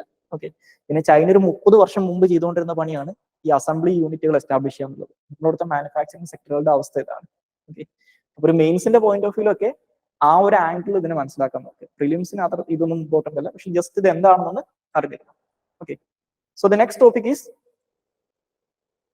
Viber scheme. അതെ, okay. So the next topic is e-cigarettes. Okay, okay. So e-cigarettes എന്ന് പറയുന്നത്, e-cigarettes are battery powered devices that work by heating a liquid into a aerosol that the user inhale and exhales. Okay, so it's a battery powered electric device that work by heating a liquid into an aerosol. Okay, so the liquid used in e-cigarettes usually contains components like nicotine, propylene glycol and glycerin, flavorings and other chemicals. Okay, but in India, the e-cigarettes are completely banned by the Prohibition of Electronic Cigarettes Act 2019. Okay, so the Prohibition of Electronic Cigarettes Act 2019 prohibit the production, manufacturing, import, export, transport, sale, distribution, storage, and advertisement of electronic cigarettes. Okay, so it is completely banned in India. Okay.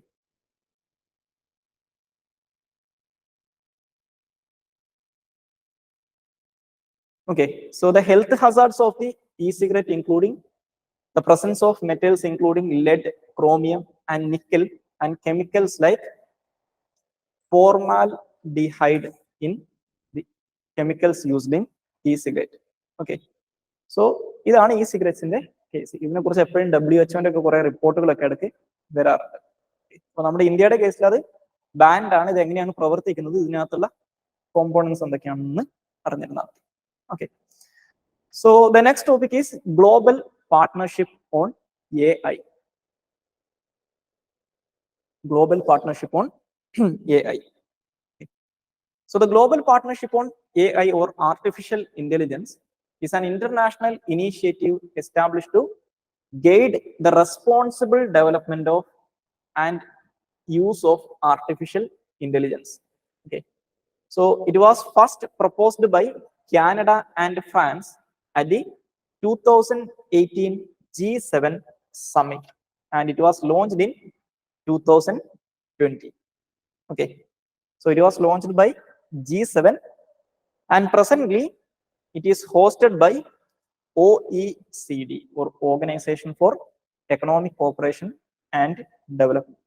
Okay, so it is a global partnership to establish and guide the responsible development and use of artificial intelligence in a manner that respects human rights and shared democratic values of its members. Okay, so it's an initiative by G7 proposed in 2018 and launched in 2020, and it is hosted by OECD, Organization for Economic Cooperation and Development. Okay, so that is global partnership on artificial intelligence.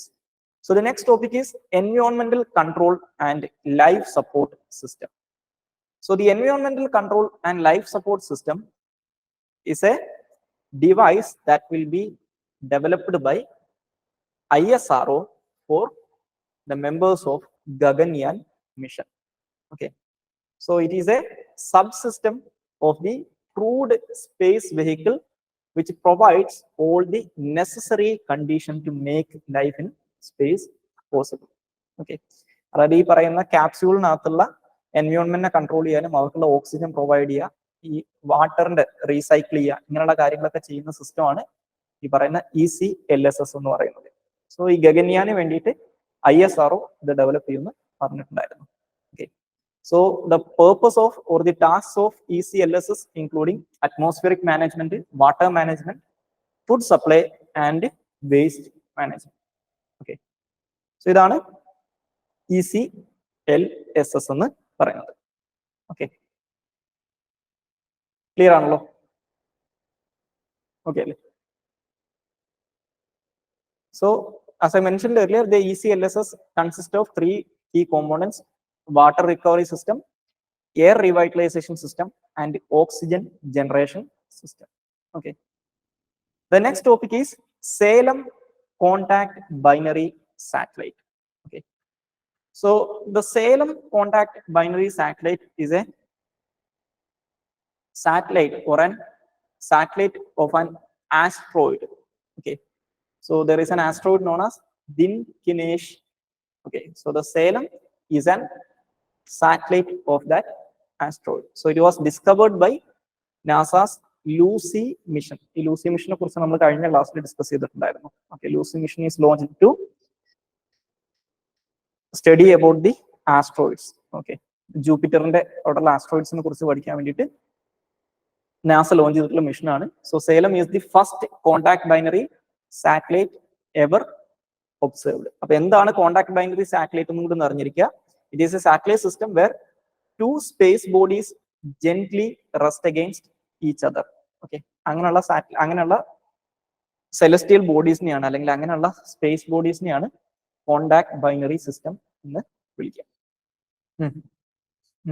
അതായത് ഒരുമിച്ച് നിൽക്കുന്നല്ല, അത് ഈ പറഞ്ഞതുപോലെ ഇവർ connected ആയ പോലെ ആയിരിക്കും സഞ്ചരിക്കുക. ഫിസിക്കൽ കണക്ഷൻ വേണം നിർബന്ധമല്ല. ഓക്കെ, അല്ലാതെ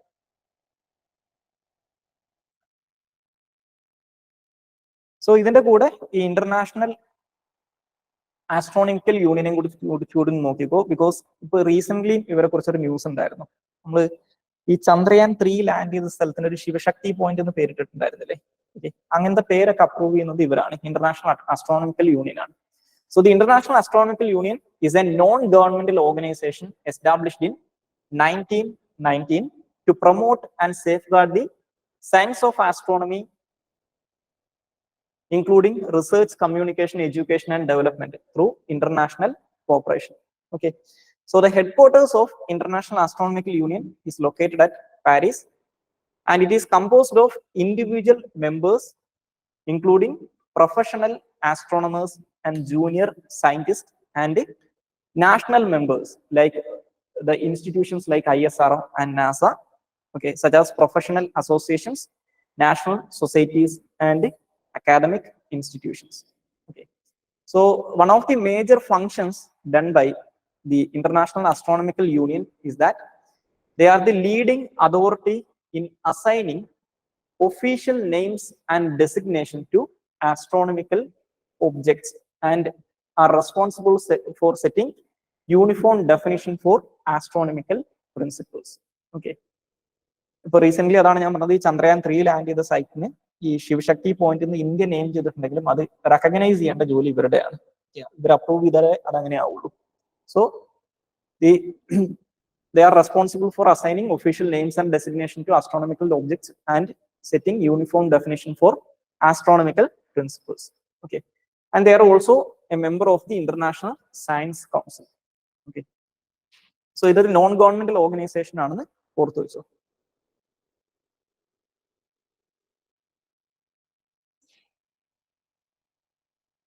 ക്ലിയർ ആണല്ലോ? So the next topic is Codex Alimentarius Commission. So the Codex Alimentarius Commission, or CAC, is an intergovernmental body established by Food and Agricultural Organization and World Health Organization in 1963 within the framework of Joint Food Standards Program. Okay. So it is an international intergovernmental organization established by FAO and WHO in 1963 under the framework of Joint Food Standard Program.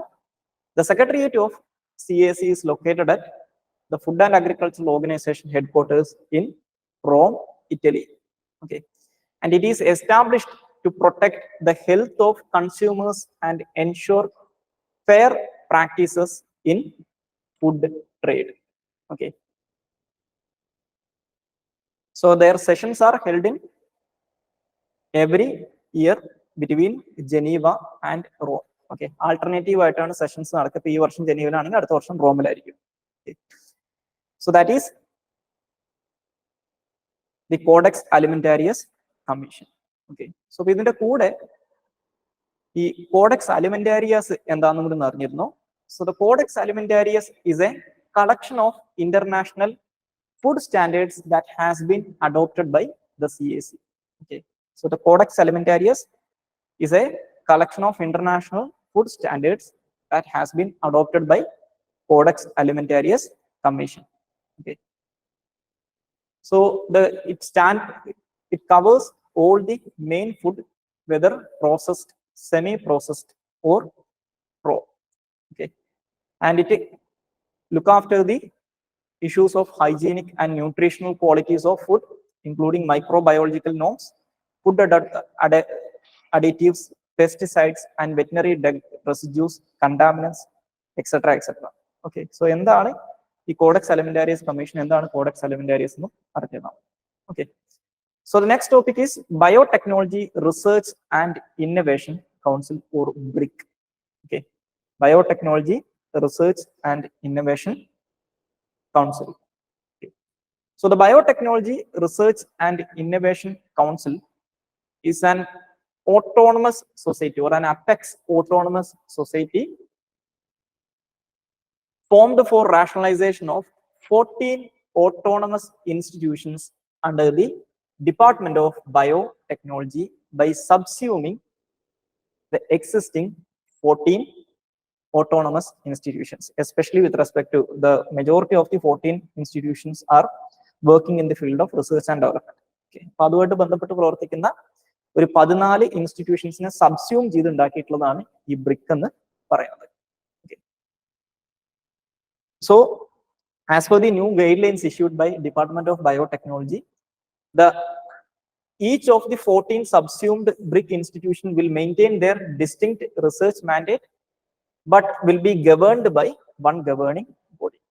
അതായത് ഇവരുടെ working കുറച്ചും കൂടി rationalise ചെയ്യാൻ വേണ്ടിയിട്ട് കൊണ്ടുവന്നിട്ടുള്ളതാണ് ഈ ഒരു concept എന്ന് പറയുന്നത്. ഓക്കെ. നിലവിലുണ്ടായിരുന്ന 14 ഇൻഡിപെൻഡന്റ് ആയിട്ടുള്ള ഓട്ടോണമസ് റിസർച്ച് ഇൻസ്റ്റിറ്റ്യൂഷൻസിന് അല്ലെങ്കിൽ ഓട്ടോണമസ് ഇൻസ്റ്റിറ്റ്യൂഷൻസിനെ ഒറ്റ ബോഡിയാക്കി മാറ്റി. So the research will be conducted independently, but they will be governed by the single governing body. Okay.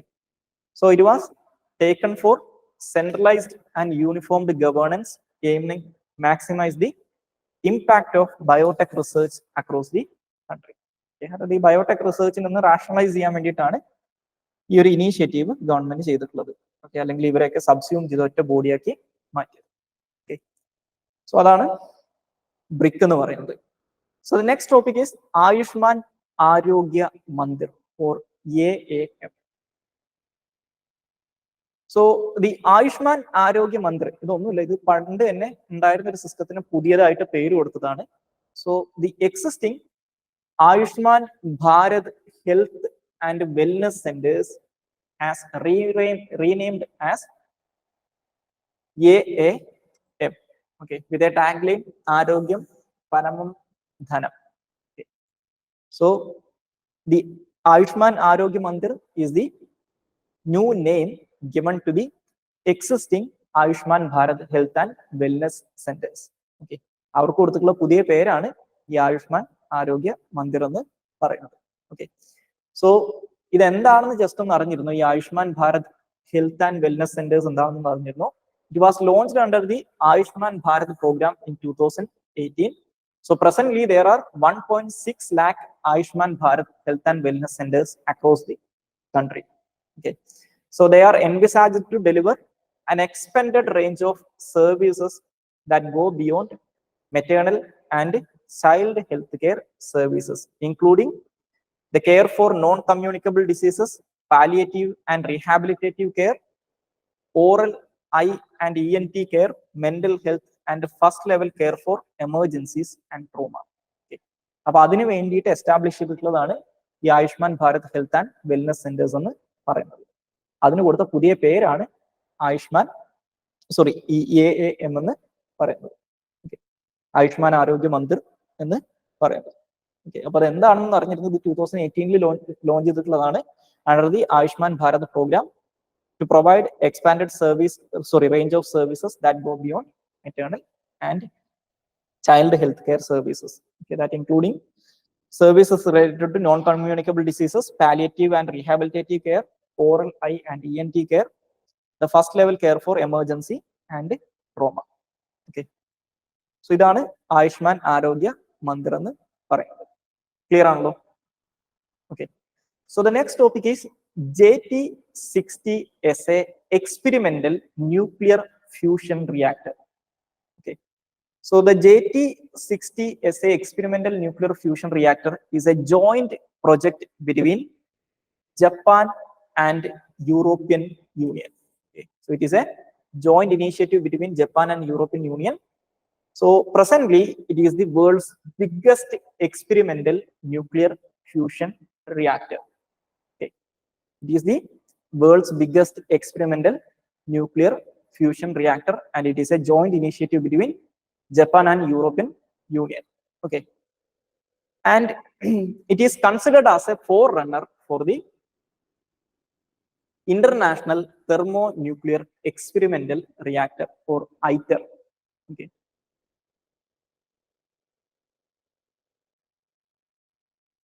International Thermonuclear Experimental Reactor. Okay, so ഈ ഐറ്ററിനെ കുറിച്ചുകൂടി ഒന്ന് അറിഞ്ഞിരുന്നു. So the International Thermonuclear Experimental Reactor is a collaboration of 35 countries launched in 1985. Okay, ഇതിനകത്ത് ഇന്ത്യയും ഒരു പാർട്ടിയാണ്. Okay, India is also a party.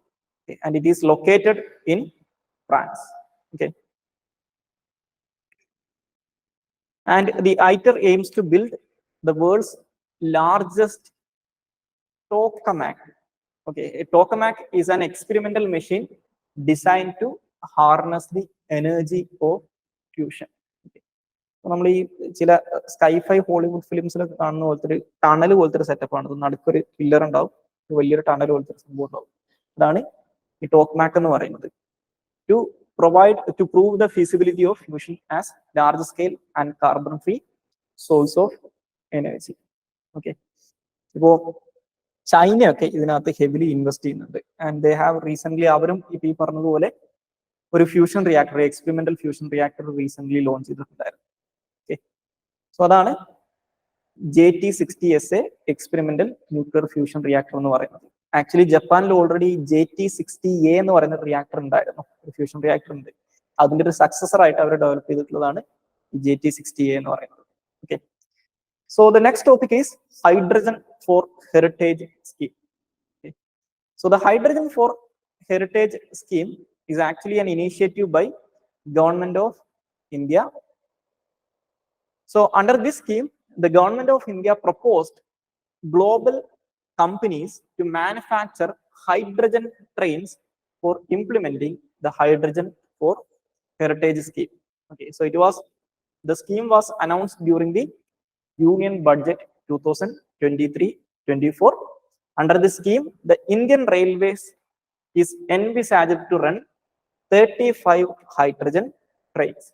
Okay, and the Indian Railway will also retrofitment of hydrogen fuel cells on existing diesel electric multi units. Okay,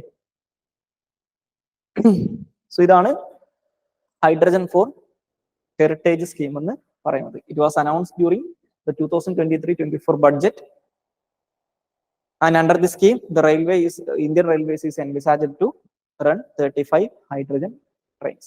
Okay, so basically ഇതിന്റെ purpose എന്താണ്? Hydrogen ട്രെയിൻസിന്റെ പ്രത്യേകത എന്താ? Emission ഇല്ല. Okay, അത്രേ ഉള്ളൂ. Eco friendly ആണെന്നുള്ളത്. Okay, so അത്രയേ ഉള്ളൂ ഈ മന്ത് കറണ്ട് അഫയേഴ്സിനകത്ത് പറയാനുള്ളത്. സോ ഇതിനകത്ത് എന്തെങ്കിലും ഡൗട്ട് ഉണ്ടോ?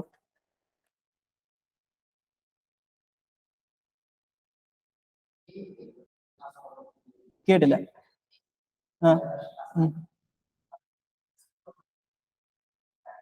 അല്ല, രാജ്യങ്ങളല്ല.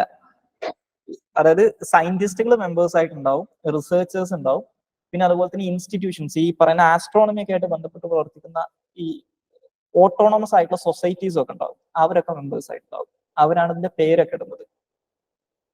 ഈ പേരിടുക, അതുപോലെ തന്നെ നമ്മൾ ഈ പറയുന്ന ഈ ആസ്ട്രോളജി ആയിട്ട് ബന്ധപ്പെട്ട് വരുന്ന ഫിനോമിനാസ് ഇല്ലേ, അതിനൊക്കെ സ്റ്റാൻഡേർഡ് ഡെഫിനിഷൻ സെറ്റ് ചെയ്യുന്നതൊക്കെ അവരാണ്. അത് ശരിക്കും ഒരു ലീഗലി ബൈൻഡിങ് ആയിട്ടുള്ള സാധനമൊന്നുമല്ല, പക്ഷെ ഒരു പ്രാക്ടീസ് അങ്ങനെയാണ്. 1900s തൊട്ടേ ഉള്ളത് അങ്ങനെയാണ്. അതിനകത്ത് ഇന്ത്യ മെമ്പർഷിപ്പ് എടുത്തിട്ടുണ്ടായിരുന്നു റീസെന്റ്. അത് പറഞ്ഞു കേട്ടിട്ടുണ്ടായിരുന്നു. മെമ്പർ ആയിട്ടുണ്ടോ എന്ന് എനിക്ക് ഓർമ്മയില്ല, പക്ഷെ കഴിഞ്ഞ G20 സമ്മിറ്റിന്റെ സമയത്ത് അതിനെക്കുറിച്ച് എന്തൊരു ന്യൂസ് ഉണ്ടായിരുന്നു. ഒന്ന് ചെക്ക് ചെയ്തേ കേട്ടോ. ഇന്ത്യ മെമ്പർ ആയിട്ടുണ്ടെന്നാണ് എൻ്റെ ഒരു ഓർമ്മ.